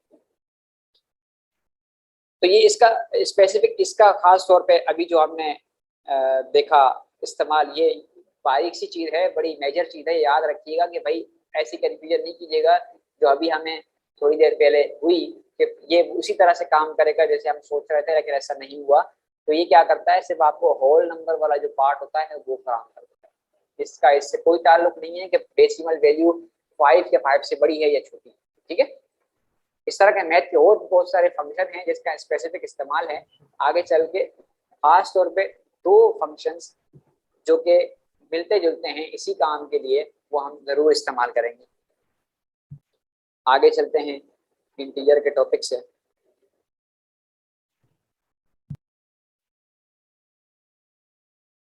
ठीक है, अच्छा, अब ये याद रखिएगा जिस तरीके से मैंने आपको कहा कि आप स्ट्रिंग से इंटीजर में नहीं जा सकते और हमने करके भी आपको दिखा दिया, इसी तरह एक और चीज यूज वो आपने ध्यान में रखनी है कि आप कॉम्प्लेक्स नंबर को किसी और डेटा टाइप में कन्वर्ट नहीं कर सकते। करके देखते हैं क्या वाकई ये बात सच है कि हम एक वेरिएबल ऑफ नाम का लेते हैं और उसमें कोई एक वैल्यू जो कि कॉम्प्लेक्स है वो स्टोर कर देते हैं, और उसको मैं पहले सिंपल प्रिंट करके देखता हूँ कॉम को कि भाई वो प्रिंट हो रहा है नहीं हो रहा।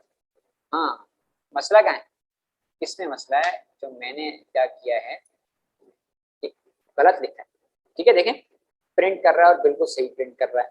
अब हमने क्या पढ़ा कि भाई जो कॉम्प्लेक्स डेटा टाइप है उसको आप किसी और डेटा टाइप में कन्वर्ट नहीं कर सकते। देखिए मैं इसको इंट में कन्वर्ट करना चाह रहा हूँ, एरर आ गया। अच्छा चलें, इंट में नहीं हो रहा कोई बात नहीं, फ्लोट में करके देखता हूँ, अगेन टाइप एरर। अच्छा चलें फ्लोट में छोड़ें, फ्लोट में भी नहीं हो रहा, स्ट्रिंग करके देखता हूँ, स्ट्रिंग में हो गया। चेक करूँ स्ट्रिंग में और इसकी टाइप चेक करूँ कि भाई ये क्या वाकई ही स्ट्रिंग में हो चुका है या कोई और कहानी है। हाँ, तो ये स्ट्रिंग में हो चुका है। आप किसी न्यूमेरिकल डेटा टाइप में इसे कन्वर्ट नहीं कर सकते, वो चाहे इंटीजर हो या चाहे फ्लोट हो। और अगर मैं इसको मैंने स्ट्रिंग में कन्वर्ट कर दिया तो अब आप मुझे बताएं कि क्या इसका मकसद रह गया कुछ, कि एक न्यूमेरिकल वैल्यू है उसको मैं किस बेस पे स्ट्रिंग में मतलब एज अ स्ट्रिंग उसको यूज करूंगा, कोई यूज केस है आपके ज़हन में? Sir can you repeat the question? मैंने ये कहा कि भाई जैसे ये कोई ऐसा कोई आपके ध्यान में यूज केस आ रहा है कि एक कॉम्प्लेक्स नंबर है उसको मैं स्ट्रिंग में कन्वर्ट करके और रियल लाइफ सिनेरियो में मेरे इस्तेमाल भी आ जाए वो? कोई न्यूमेरिकल वैल्यू को कोई मैं असल में वैसे ये कहना चाह रहा हूँ कि कोई numerical value as a string में यूज कर सकता हूँ या कोई ऐसा कहीं इस्तेमाल है? क्योंकि न्यूमेरिकल तो नंबर तो कैलकुलेशन के लिए होते हैं ना भाई, ऐसा है कोई यूज कैसे आपके जहन में तो शेयर करें।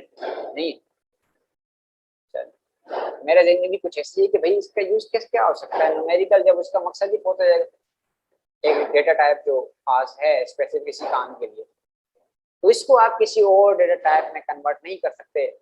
स्ट्रिंग में हमने कर दिया लेकिन वहां पे किसी काम का। अच्छा जी, अब है पाइथन कास्टिंग। हमने स्पेसिफाई कर रहे हैं वेरिएबल टाइप, वो हमने अभी सारा कुछ यही काम किया है कि टाइप कास्टिंग ही की है। इंटीजर में टाइप कास्ट करने के लिए इंट का स्पेसिफिक फंक्शन यूज करता हूँ, फ्लोट के लिए फ्लोट और स्ट्रिंग के लिए स्ट्रिंग, यही काम किया है ना हमने इंट फ्लोट और स्ट्रिंग वाले।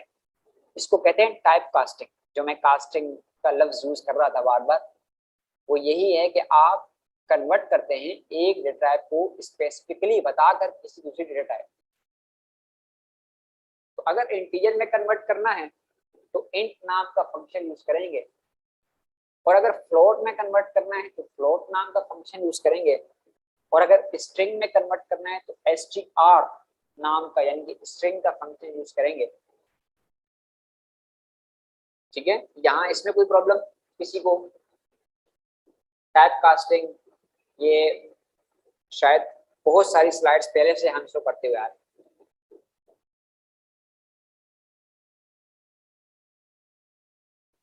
क्लियर है? आगे चलने नो प्रॉब्लम। ठीक है, अच्छा जी, पाइथन स्ट्रिंग्स। अब स्ट्रिंग्स को थोड़ा मजीद खोलते हैं, डिटेल देखते हैं कि पाइथन में स्ट्रिंग्स के हवाले से क्या क्या चीजें हैं जो हमारे पढ़ने लायक है।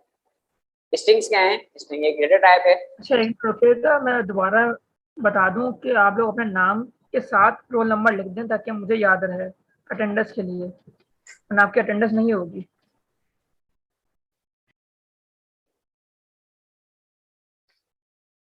ठीक है, स्ट्रिंग क्या है? एक डेटा टाइप है जिसको हम इसमें लिखते हैं डबल कोट या सिंगल कोट में लिखते हैं। जैसे स्ट्रिंग नाम का एक वेरिएबल क्रिएट कर रहा हूँ और इसमें मैंने अपना नाम लिख दिया है। अब क्या है, ये एक स्ट्रिंग है, एक स्ट्रिंग वैल्यू है। स्ट्रिंग वैल्यू की पहचान क्या है कि भाई डबल कोटेशन के अंदर कुछ लिख दिया है मैंने, वो स्ट्रिंग हो। हाँ, इसको एक और तरीका है, मैं सिंगल कोटेशन के अंदर भी लिख सकता हूँ, दोनों की बात सेम। ठीक है, सिंगल कोटेशन हो चाहे डबल कोटेशन हो, बात सेम। ठीक है, इसको मैंने एग्जीक्यूट करवा दिया एंड देन प्रिंट करके देखता हूँ पहले क्या ये सही तरीके से वर्क कर रहा है या नहीं। वैल्यू असाइन हो चुकी है जी, तो वैल्यू जो है वो बिल्कुल असाइन हो चुकी है। तो ये तो था कि किस तरीके से स्ट्रिंग डेटा टाइप के वेरिएबल को आप वैल्यू फराहम करते हैं। यही काम मैं आपको बता चुका हूँ। आप डबल कोट या सिंगल कोट से वैल्यू असाइन करते हैं। एग्जाम्पल में भी आप देख सकते हैं हेलो नाम की एक हेलो वैल्यू है, स्ट्रिंग वैल्यू, जो डबल कोट में भी दी हुई है और सिंगल कोट में भी दी हुई है, दोनों का काम सेम है। ये स्ट्रिंग हम असाइन कर चुके हैं अभी एक वेरिएबल को, और यही काम हम प्रिंट कर चुके हैं, ये हमने काम कर लिया। अब है कि भाई स्ट्रिंग तो हमने एक वेरिएबल क्रिएट कर दिया, लेकिन अगर वो स्ट्रिंग मल्टी लाइन हो, जिस तरह हमने मल्टी लाइन कमेंट देखा, इसी तरह मल्टी लाइन स्ट्रिंग अगर हो तो फिर किस तरीके से हम एक स्पेसिफिक वेरिएबल को असाइन करेंगे? तो उसका तरीका ये है, सेम वही कॉन्सेप्ट है जो कमेंट वाला है, फर्क इतना है कि अब ये हम असाइन करने जा रहे हैं किसी वेरिएबल को वैल्यू के तौर पे। तो मैं एक वेरिएबल नाम का एक वेरिएबल इनिशियलाइज करता हूँ, और अब मैं जो वैल्यू फराहम करने जा रहा हूँ वो 3 लाइंस पर मुश्तमिल होगी। ठीक है, वो कैसे? 3 लाइंस के लिए जब मल्टी लाइन या मतलब एक से ज्यादा लाइन हो, चाहे 2 लाइनें हो, 3 लाइनें हो, 4 लाइनें हो या 50 लाइनें हो, आप किसी स्पेसिफिक वेरिएबल में असाइन कर सकते हैं वैल्यू के तौर पे। लेकिन उसको तरीकाकार उसका ये है असाइन करने का कि या तो आप ट्रिपल डबल कोट दें और उस ट्रिपल डबल कोट के अंदर अपनी उन वैल्यूज को असाइन करें, जैसे first line, second line and third line. ये देखें मैंने इसको असाइन कर दिया। 3 लाइनों पर मुश्तमिल मेरा एक स्ट्रिंग था, उसे मैंने वेरिएबल के अंदर असाइन कर दिया और बगैर किसी एरर जनरेट किए वो असाइन हो भी चुका है। मैं इसको प्रिंट करवा देता हूँ। ठीक है, first line, second line and third line. अच्छा जी, एक और तरीका मल्टी लाइन स्ट्रिंग्स को असाइन करने का वो क्या है, मल्टी नाम का एक वेरिएबल क्रिएट कर रहा हूँ और उसमें मैं अब एक और स्ट्रिंग फराहम कर रहा हूँ, लेकिन अब क्या है इस वक्त कि मैं डबल कोटेशन के बजाय सिंगल कोटेशन यूज कर रहा हूँ। लेकिन याद रखिएगा कि ट्रिपल हो, ठीक है, 3 होने चाहिए। तो अब देखिएगा again first line, second line, मतलब जितनी लाइन चाहे मैं क्रिएट कर सकता हूँ। थर्ड लाइन, और मैं इसको एक्सेस कर लेता हूँ। ठीक है जी। अच्छा, अब मुझे कोई बता सकता है कि यहाँ पर ये गैप क्यों आया और यहाँ पर गैप क्यों आया? चैट में भी दे सकते हैं आंसर या वॉइस पे भी दे सकते। सर क्योंकि आपने पहले वाले मतलब पहली जो लाइन जहाँ लिखनी थी वहां पे आपने स्पेस दे दिया और फिर सेकंड लाइन से फर्स्ट लाइन शुरू किया। हाँ सही है, ठीक है, क्योंकि ये फर्स्ट लाइन है ना, इस पे मैंने कुछ लिखा ही नहीं, मैं इसमें लिख देता हूँ कुछ। और ये देखिए ये आखिरी लाइन भी तो ऐसी बात है कंसिडर हुई है ना। सही आंसर है आपका, ठीक है। तो अब देखें ये अब कोई गैप नहीं है क्योंकि मैंने यहाँ पर अपने स्ट्रिंग में मॉडिफिकेशन कर दिया। ठीक है, इसका मतलब कॉन्सेप्ट क्लियर हो रहा है। तो हमने ये भी देखा कि किस तरीके से हम मल्टी लाइन कमेंट्स को यूटिलाइज कर सकते हैं, किस तरीके से उन्हें किसी एक वेरिएबल में असाइन कर सकते हैं। अब यहाँ एक चीज नोट करने की है कि रिजल्ट में हमारे पास लाइन ब्रेक्स भी शो होंगी। कैसे शो होंगी तो देखें, मैं इसको जो मैंने एक वेरिएबल क्रिएट किया हुआ था उसे मैं शो करवाता हूँ। आप देखें कि हमारे पास ये तो मैंने लिखा ही नहीं, यही क्या चीज है। मैंने जो असाइन की थी, जो मल्टी लाइन स्ट्रिंग असाइन किया था, उसमें तो कोई ऐसी चीज मैंने दी ही नहीं थी।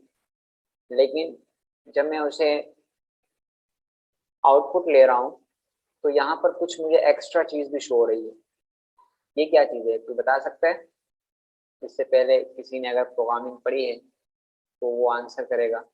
स्टेप से वो नेक्स्ट लाइन पे जाएगा। तो बिल्कुल ठीक, और आंसर है कुछ?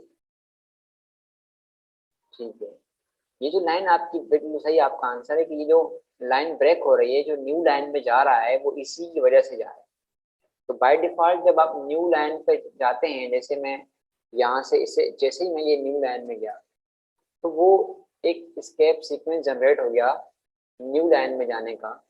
और जब मैं उसको ये प्रिंट करवा रहा हूँ तो वो मुझे उसी एग्जैक्ट उसी जगह पर वो स्केप सीक्वेंसेस शो हो रहे हैं जिस जगह पर वो न्यू लाइन क्रिएट हुई है। तो जैसे मैंने यहाँ पर ये न्यू लाइन क्रिएट की है तो मैं एक और मतलब इस टेक्स्ट को एक्सटेंड कर दूं तो आप देखें कि ये न्यू लाइन इसमें ऐड हो चुकी है। और जहाँ पर भी मेरे पास वो यहाँ न्यू लाइन के आखिर में एक स्केप सीक्वेंस न्यू लाइन का वो लिख के देगा, क्योंकि इसी के आगे वो स्केप सीक्वेंस लगा है तभी वो नीचे है। ठीक है, ये देखिएगा ये न्यू लाइन था, इसके आगे ऑटोमेटिकली ये वो स्टेप सीक्वेंस जो न्यू लाइन का है वो जनरेट हो चुका है।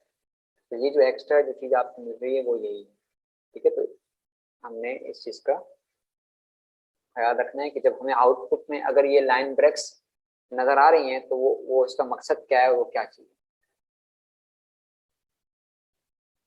अब आगे चलते हैं और देखते हैं कि एरेस का टॉपिक पढ़ा है किसी ने आप में से? किसी ने एरेस का टॉपिक पढ़ा है? अगर पढ़ा है तो फिर वो उसको ये समझने में आसानी होगी। नहीं, अच्छा चलें देखें, मैं इसको समझाने की कोशिश करता हूँ। देखिए, जब आप स्टोर करवाते हैं ना कोई वैल्यू, जैसे हमने वेरिएबल, हमने एक क्रिएट किया, मैंने एक वेरिएबल क्रिएट किया, न्यू वेरिएबल। जब मैंने इसको क्रिएट किया तो ये क्या हुआ कि मेरी जो मेमोरी है कंप्यूटर की, उसमें एक, यानी कि एक जगह, स्पेस उस मेमोरी के अंदर वो एलोकेट हो गया उसको स्पेसिफिक। ठीक है, अच्छा अब दोबारा मैंने एक और वेरिएबल क्रिएट किया,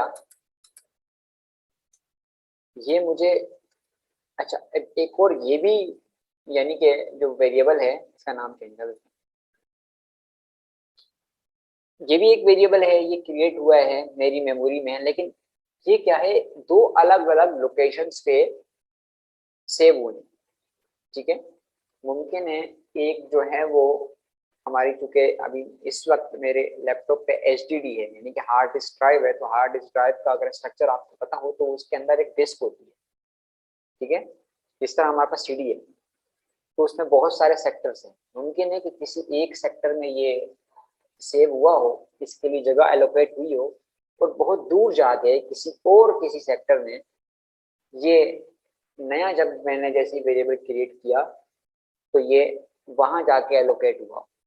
लेकिन एरेस में क्या है, एरेस में ऐसा नहीं है। एरेस जब आप क्रिएट करते हैं, एरे एक डेटा टाइप है, जो कि एरे इसके अंदर तो नहीं है, पाइथन के अंदर एरे का लफ्ज इस्तेमाल नहीं होता, लेकिन उससे मिलते जुलते डेटा टाइप्स भी होते हैं। लेकिन दूसरी जो प्रोग्रामिंग लैंग्वेज है, अगर कोई C++ या C# वगैरह में जो काम कर गया है तो उन्होंने एरर सुना होगा, तो एरर आम तौर पे आप सुनते हैं। तो इसीलिए एरे मैं यहाँ पर डिफाइन कर रहा हूँ कि एरे एक ऐसा डेटा टाइप है कि जब आप उसको इनिशियलाइज करते हैं, जब आप उसको क्रिएट करते हैं उस वेरिएबल को, तो होता क्या है कि उसके अंदर आप लिस्ट वाला काम कर सकते हैं, जो कि एक से ज्यादा वेरिएबल्स को असाइन करने वाला काम कर सकते हैं, कि किसी एक स्पेसिफिक वेरिएबल में आपने मल्टी वैल्यूज असाइन की हैं। अब होगा क्या कि वो लाइन से, यानी कि एक स्पेसिफिक में, एक मिनट मजीद आपको समझाने के लिए पेंट ओपन करता हूँ ताकि मैं आपको ड्रॉ करके बता सकूँ।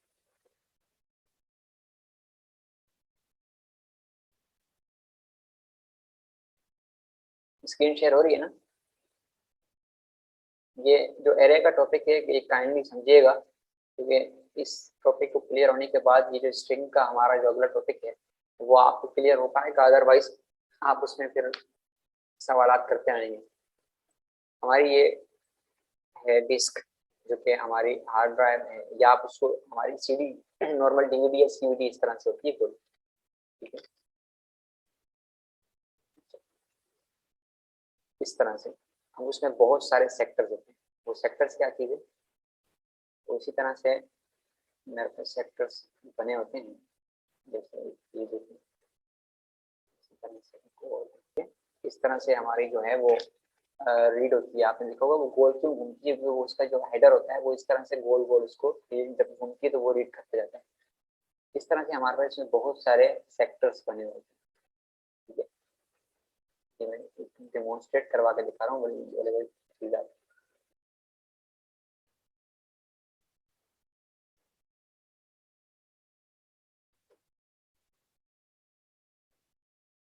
इस तरह छोटे छोटे हमारे पास सेक्टर होते हैं। अब होता क्या है कि जब हमने एक अभी वेरिएबल क्रिएट किया, तो वो वेरिएबल जो हमने क्रिएट किया है वो मुमकिन है वो इस सेक्टर में कहीं सेव हुआ हो। ठीक है, जो हमने वेरिएबल क्रिएट किया था अभी, ये वाला, वो वैल्यू कहाँ सेव हुई है, यहाँ पर। अब जब दोबारा हमने एक और वेरिएबल क्रिएट किया तो मुमकिन है वो उसके साथ नहीं, लाजमी है कि वो उसके साथ हो। ठीक है, क्योंकि वो तो घूम रही है ना डिस्क हमारी, तो वो उसको कहीं भी जगह मिलेगी वो उसे वहां पर एलोकेट कर देगा। हो सकता है कि वो यहाँ एलोकेट हो जाए, उसको यहाँ जगह मिल जाए तो ये यहाँ पर सेव हो जाएगा। लेकिन एरे में ऐसा नहीं है। एरे में आपको, या उसमें क्या होता है कि आपको ऐसी जगह चाहिए जो कंटिन्यूस हो। ठीक है, आपको कंटिन्यूस लोकेशन चाहिए होती है। अगर फर्ज करें मैं बात कर रहा हूँ C की, तो सी लैंग्वेज में एरे हम इस तरीके से क्रिएट करते हैं कि क्योंकि सी लैंग्वेज है तो हमें डेटा टाइप देनी पड़ती है, उसके बाद एरे का नाम देना पड़ता है, फिर उसकी लेंथ देनी पड़ती है कि जो एरे की लेंथ है वो कितनी होगी। तो एरे की लेंथ हमें साथ में देनी पड़ती है कि एरे होगा उसका साइज क्या होगा, वो 3 वैल्यूज को स्टोर कर सकता है। ठीक है, तो हम उसकी वैल्यू इस तरह से स्टोर करते हैं, जैसे करेंगे मैं इसमें 3 स्ट्रिंग्स दे रहा हूँ, तो इस तरीके से हम इसमें स्टोर करते हैं। ये जो 3 वैल्यूज हैं ये कंटिन्यूस लोकेशंस पे सेव होंगी।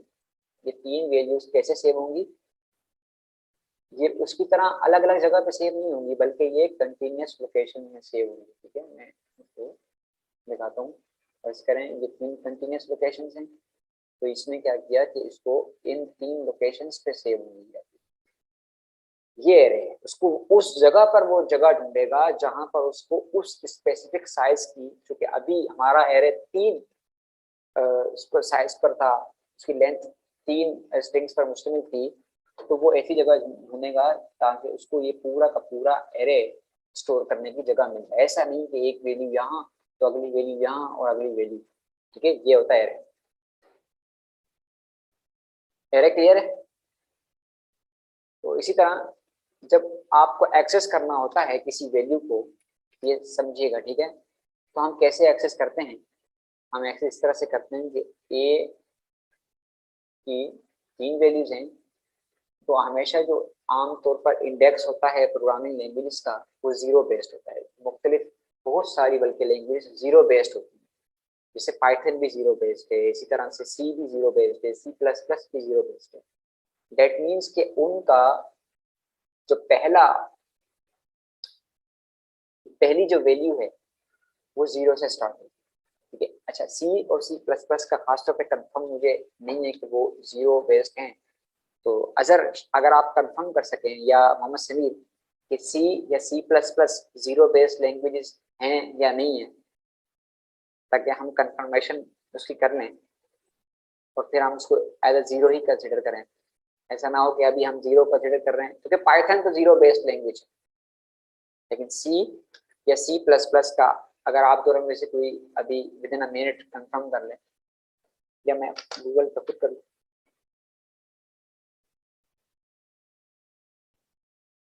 गूगल से। जी मेहर, दोनों जो है वो 0 बेस्ड लैंग्वेज हैं जहाँ तक मुझे नॉलेज है। ओके, ठीक है। तो 0 बेस्ड लैंग्वेज का मतलब क्या है कि भाई आपके जो एरे की जो पहली वैल्यू है, अगर आप उसको एक्सेस करना चाहोगे तो आप उस एरे का नाम दोगे और फिर ब्रैकेट के अंदर उसका इंडेक्स दोगे। अगर मैंने ए को एक्सेस करना है इस वैल्यू को, तो चूंकि आप देखिए ये 0 इंडेक्स पे है, ये 1 इंडेक्स पे है, ये 2 इंडेक्स पे है, तो मुझे इस 0 इंडेक्स वाली वैल्यू अगर चाहिए होगी तो मैं क्या करूंगा, इस एरे के अंदर ये ब्रैकेट के अंदर उसका इंडेक्स पास करूंगा कि भाई मुझे क्या चाहिए, इस ए जो एरे है इसकी पहले नंबर पे जो वैल्यू है जो कि इंडेक्स 0 है, क्योंकि ये 0 बेस्ड लैंग्वेजेस हैं, तो मुझे उसकी वैल्यू चाहिए। तो यूं हम इसको एक्सेस कर सकते हैं, और ये पूरा कॉन्सेप्ट है एरेस का। ठीक है, तो अब आते हैं अपने टॉपिक पे। यहाँ तक बताइएगा क्लियर है, क्योंकि फिर हम अपने स्पेसिफिक जो टॉपिक है कि भाई स्ट्रिंग एरेस होती हैं तो उस पे आए। एरेस अगर क्लियर हैं, एरे ओवरलैप नहीं करेगा मतलब कैसे, समझा नहीं है आपकी इस बात को समैया? काइंडली अगर आप इससे मजीद स्पेसिफाई करना चाहें या डिटेल देना, ताकि आपका ये सवाल हमें समझ आए। स्पेस के हवाले से ओवरलैप क्यों करेगा? ओवरलैप एक जगह पर ऑलरेडी डेटा मौजूद है तो उसको वो ओवरराइट क्यों करेगा?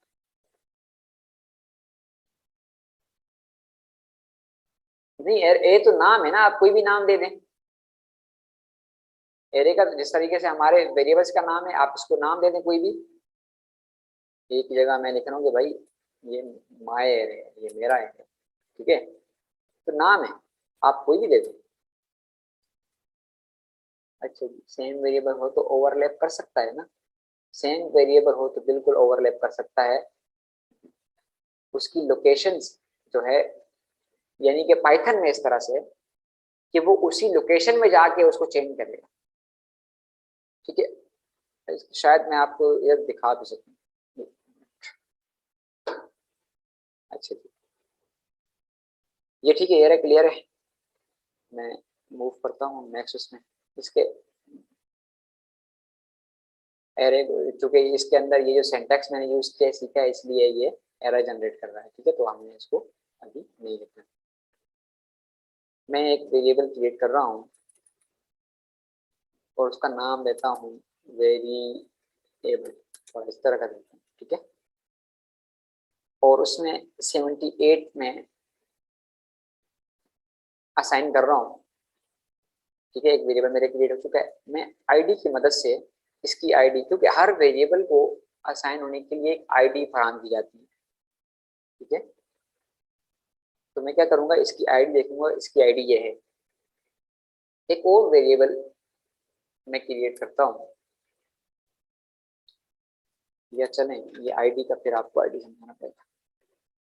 हमारे टॉपिक से हट जाएगा आईडी का जो टॉपिक है। आपका सुमैया जो सवाल था वो ये था कि क्या ओवरलैप कर जाएगा, तो बिल्कुल उसका मैं सिंपल में आंसर दूं, अगर तो नाम सेम है वेरिएबल का तो फिर वो ओवरलैप कर जाएगा।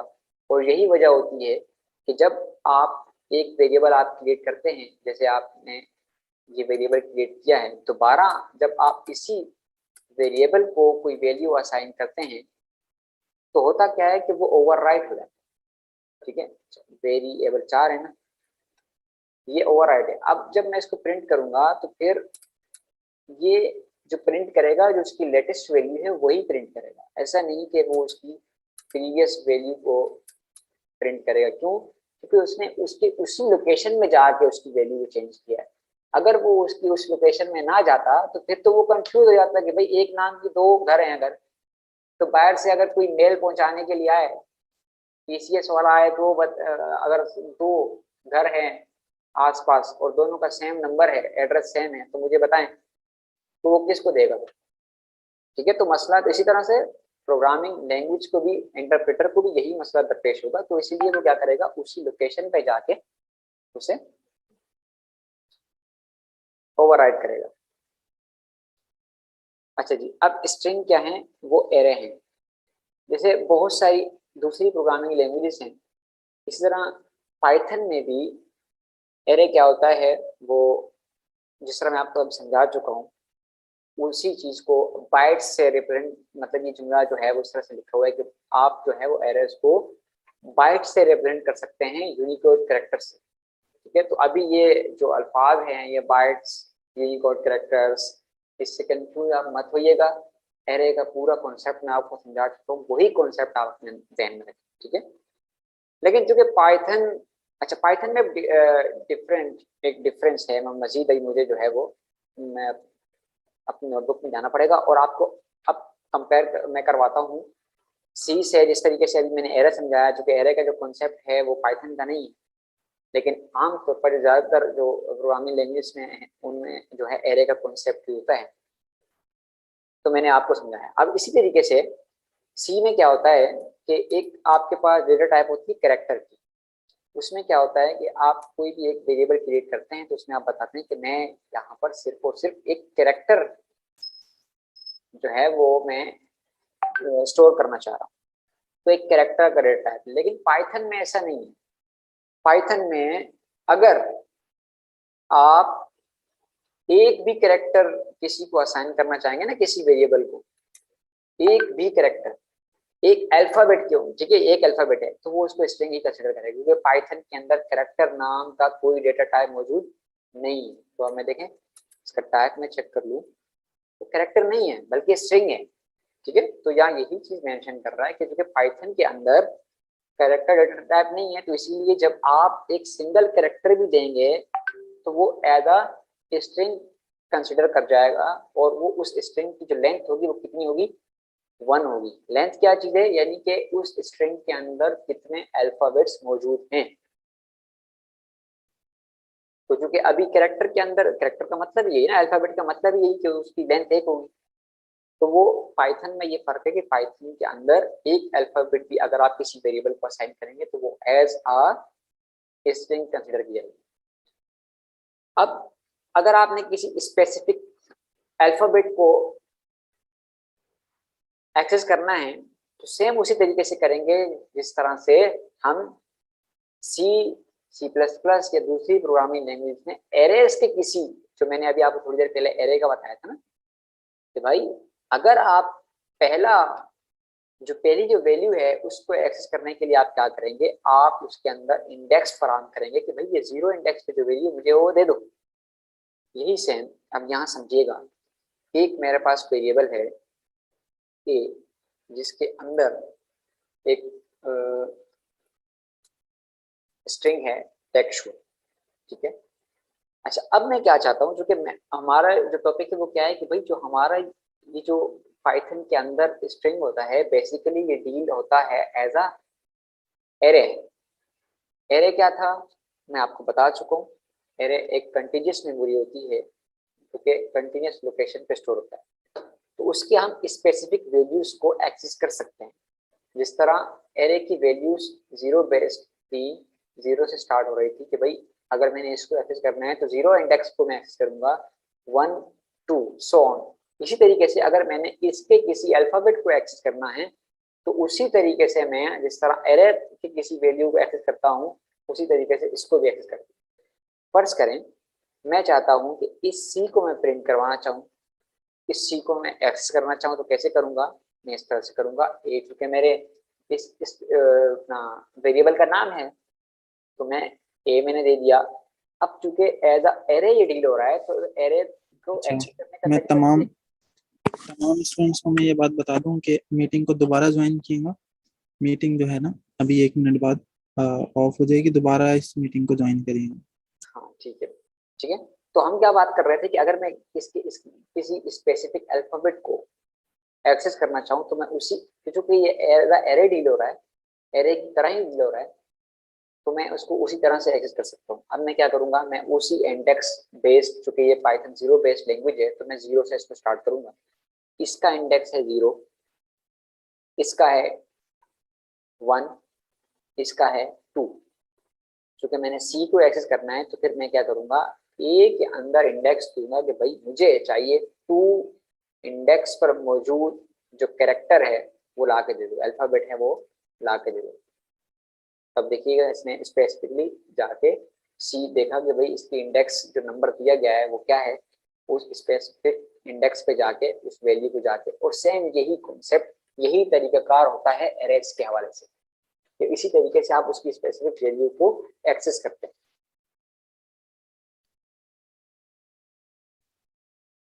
ठीक है, तो हम स्क्वायर ब्रैकेट्स का इसी तरह से यूज करते हैं, ये यूज अभी दिखा चुका हूँ। इसको मेरे ख्याल से आज की क्लास यहीं तक रखते हैं, फिर इस स्ट्रिंग का जो हमारा टॉपिक है इसको नेक्स्ट क्लास में आगे कंटिन्यू करेंगे। अच्छा, पहली क्लास से लेके अभी तक आपको कोई भी सवाल हो इंस्टॉलेशन में किसी भी चीज में, वो जब तक आप हमें करेंगे नहीं तो हमें पता नहीं चलेगा कि हमें जो है ना कोर्स किस तरीके से लेके चलना है और आप लोगों को क्या चीज समझ नहीं आ रही। देखें तो आप लोग ये भी समझे, बता देंगे कोर्स स्लो तो नहीं चल रहा, तेज तो नहीं चल रहा ज्यादा, मतलब क्या आप हमें भी जब आइडिया तक आप लोग जब तक हमें कुछ बताएंगे नहीं तो हम किस तरीके से लेंगे।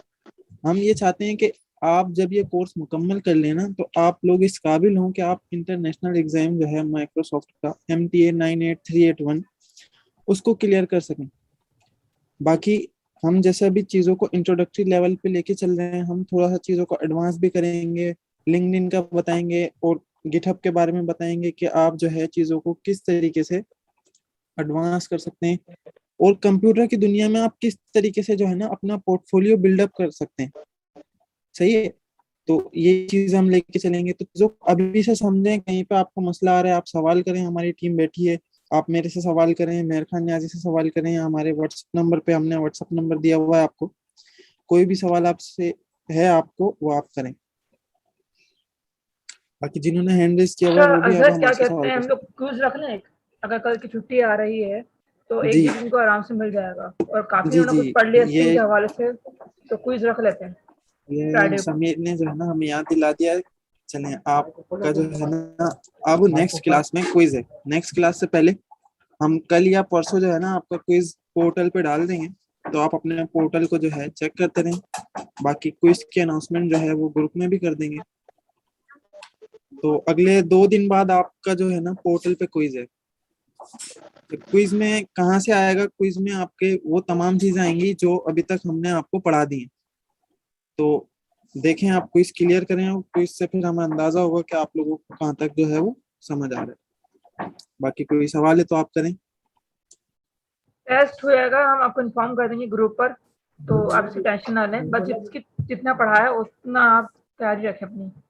मैं फिर दोबारा कहूंगा, आपको एक चीज समझ नहीं आ रही, आप 10 दफा हमारे से सवाल करेंगे, हम 10 दफा जो है ना उसका आपको जवाब देंगे। क्विज का टॉपिक जो है ना वो ये है कि अभी तक हमने जो पढ़ा है पहली क्लास से लेके आखिरी क्लास तक, उसमें तमाम चीजें आएंगी। आप देखें पोर्टल पे जो है ना स्लाइड्स मौजूद हैं, पहली क्लास की, दूसरी क्लास की, तीसरी क्लास की। तो उन स्लाइड्स को देखें, उन स्लाइड्स को देखने के बाद उसमें से तैयारी करें और उसी से मुतालिक जो है ना क्विज होगा। स्ट्रिंग के टॉपिक पर ज्यादा जोर दिएगा, क्योंकि स्ट्रिंग के टॉपिक से ज्यादा क्वेश्चंस आ सकते हैं। हिंट दे रहा हूँ आपको। रिकॉर्डिंग शेयर करेंगे आप अजहर? रिकॉर्डिंग देखें, हम जो है ना ज्यादातर लोग जो है लाइव हमारे साथ नहीं आ रहे, तो इस वजह से हमारी टीम ने ये फैसला किया है कि रिकॉर्डिंग जो है ना वो स्टूडेंट्स के साथ शेयर नहीं की जाए, क्योंकि स्टूडेंट्स ये बोलते हैं कि हमें जो है ना रिकॉर्डिंग मिल जाएगी और हम जो है ना रिकॉर्डिंग देख लेंगे। रिकॉर्डिंग देखने के बाद वो समझते हैं कि जो है ना रिकॉर्डिंग से उनको समझ आ जाएगा। देखें, जब तक आप लाइव क्लास नहीं लेंगे ना, अपनी इंटरेक्टिवनेस नहीं दिखाएंगे, जब तक आप सवाल नहीं करेंगे, तो आप जो है ना आपको ऐसा लग रहा है कि आपको समझ आ जाएगा, लेकिन आपको समझ नहीं आएगा। ये बात मैं इसलिए बोल रहा हूँ क्योंकि हमें इस बात का एक्सपीरियंस है। देखें यूट्यूब पे भी जो है ना बेशुमार कोर्सेज पाइथन से रिलेटेड मौजूद हैं। सही है, आप यूट्यूब से भी पाइथन सीख सकते हैं, लेकिन हमारा इस कोर्स को शुरू करने का मकसद क्या है? हमारे इस कोर्स को शुरू करने का मकसद ये है कि तमाम लोग इंटरेक्टिव वे में हमारे साथ चलें। अभी तक जो हम क्लासेस लाइव ले रहे थे फेसबुक पे, तो वो इंट्रोडक्टरी लेवल की क्लासेस थी, जब भी हमने उसको यूट्यूब और फेसबुक पे लाइव किया। अब जो है ना हम प्रोग्रामिंग की तरफ जा रहे हैं, और प्रोग्रामिंग की तरफ में जब तक आप जो है ना टीचर के साथ इंटरेक्टिव वे में कम्युनिकेट नहीं करेंगे, जब तक आप प्रोग्रामिंग अच्छी तरीके से नहीं सीख सकते। प्रोग्रामिंग सीख तो जाएंगे, लेकिन आप उसको अच्छी तरीके से नहीं सीख पाएंगे। तो रिकॉर्डिंग इस क्लास की शेयर कर दी जाएगी, दूसरी क्लास की जो है ना फिर हम उसको देखेंगे। आज की रिकॉर्डिंग हम शेयर कर देंगे, लेकिन नेक्स्ट क्लास से आप लोगों ने क्या करना है कि क्लास को जो है ना वो प्रॉपर तरीके से लेना। बाकी 11 लोग हमारे साथ अभी तक मौजूद जाने हैं। से पहले फीडबैक दे दिया जाएगा, क्योंकि इस बार हमने अटेंडेंस खुद ली है, तो सही। आप लोग फीडबैक यहाँ पे दे दिएगा कमेंट अगर अगर चैट किसी पर। का अगर किसी का सवाल नहीं है तो वो जो है ना लीव कर जाए और अपनी फीडबैक जो है वो चार्ट में छोड़ जाए। बाकी अपने आप को अनम्यूट करके भी आप लोग जो है वो फीडबैक दे सकते हैं। कोई भी आप सवाल हो ट्राई आप भी दे सवाल कर सकते हैं, सकते हैं। क्योंकि ऐसी बात है, कहीं ना कहीं गुंजाइश होती है यार चीज़ें बेहतरी की। तो आप कोई भी राय देना चाहें, क्योंकि आपकी राय हमारे लिए इम्पोर्टेंट है। हम अपने आप को मजीद अपने जो है वो क्लासेस को मजीद बेहतर करने के लिए आपकी राय को कंसिडर करेंगे और कोशिश करेंगे कि बेहतर से बेहतरी की तरफ जाए। अस्सलाम वालेकुम सर। वालेकुम अस्सलाम।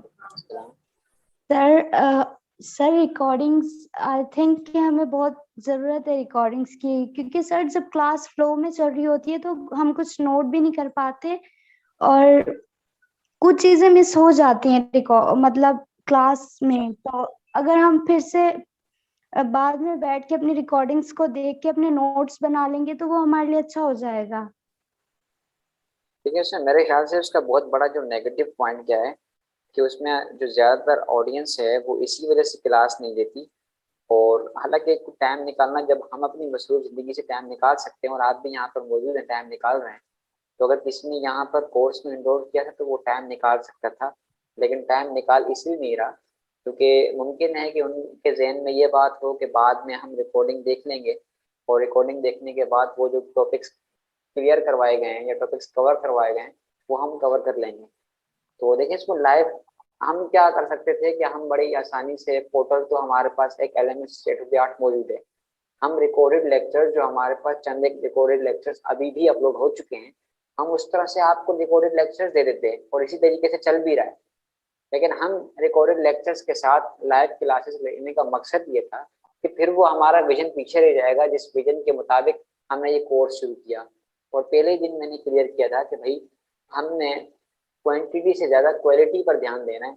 अगर हमारे पास कोई एक भी सिंसियर पार्टिसिपेंट आखिर तक चलता रहा तो Okay, ये sir, I यकीन can दिलाता हूं कि understand. वो Okay, बेहतर thank you, तरीके से sir. उस क्लास को जो है वो और एक कोर्स एक शानदार तरीके से लेगा, चाहे वो एक ही क्यों ना हो। ठीक है, उससे हमारा कोई सरोकार नहीं, हमने अपना इनपुट देना है, आउटपुट हमारे पे डिपेंड नहीं करता। ठीक है, तो इसलिए काइंडली आप ये मैं बड़ी इंपॉर्टेंट बात आपसे कर रहा हूँ। लेकिन अगर किसी को फिर कहीं ना कहीं प्रॉब्लम होता है तो वो हमसे कम्युनिकेट करता है।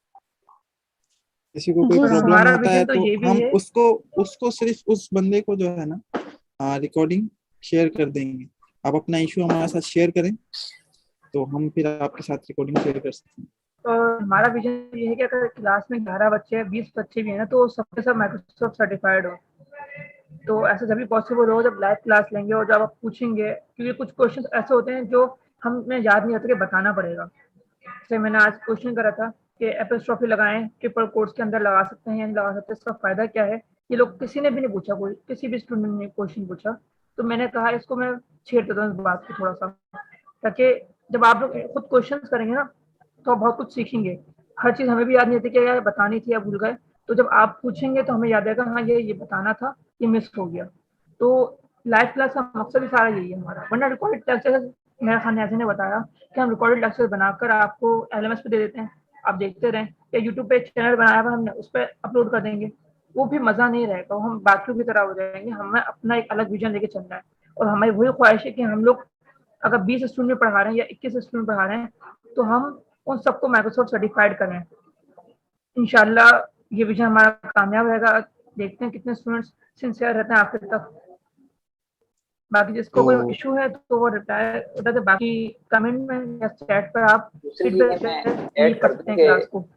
कुछ चीजें ऐड कर दूं कि देखें, मैंने शुरू में भी बात की थी कि हम जो है वो ऑनलाइन क्लास दे रहे हैं और इंफ्रास्ट्रक्चर जिस माहौल में और आप सर्वाइव कर रहे हैं, हमें पता है कि किस तरह का इंफ्रास्ट्रक्चर हमारे पास अवेलेबल है। तो ये आप एक्सपेक्ट करें कि हर क्लास में डिस्टर्बेंस तो होगी।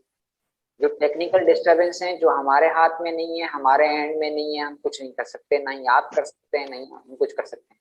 लेकिन जहां पर हमारे एंड से या इस तरह की कोई डिस्टर्बेंस आ रही है कि कोई ऐसे कमेंट किए जा रहे हैं या हम आपको वॉइस पे बात करने के लिए हम आपको अलाउ कर रहे हैं, तो उसमें कोई किसी किस्म की डिस्टर्बेंस होती है तो जो मेन मेड डिस्टर्बेंस है ना वो हमने अवॉइड करने हैं। बाकी जो टेक्निकल डिस्टर्बेंस हैं वो तो हम एक्सपेक्ट करें कि भाई इस तरह की चीजें तो होंगी।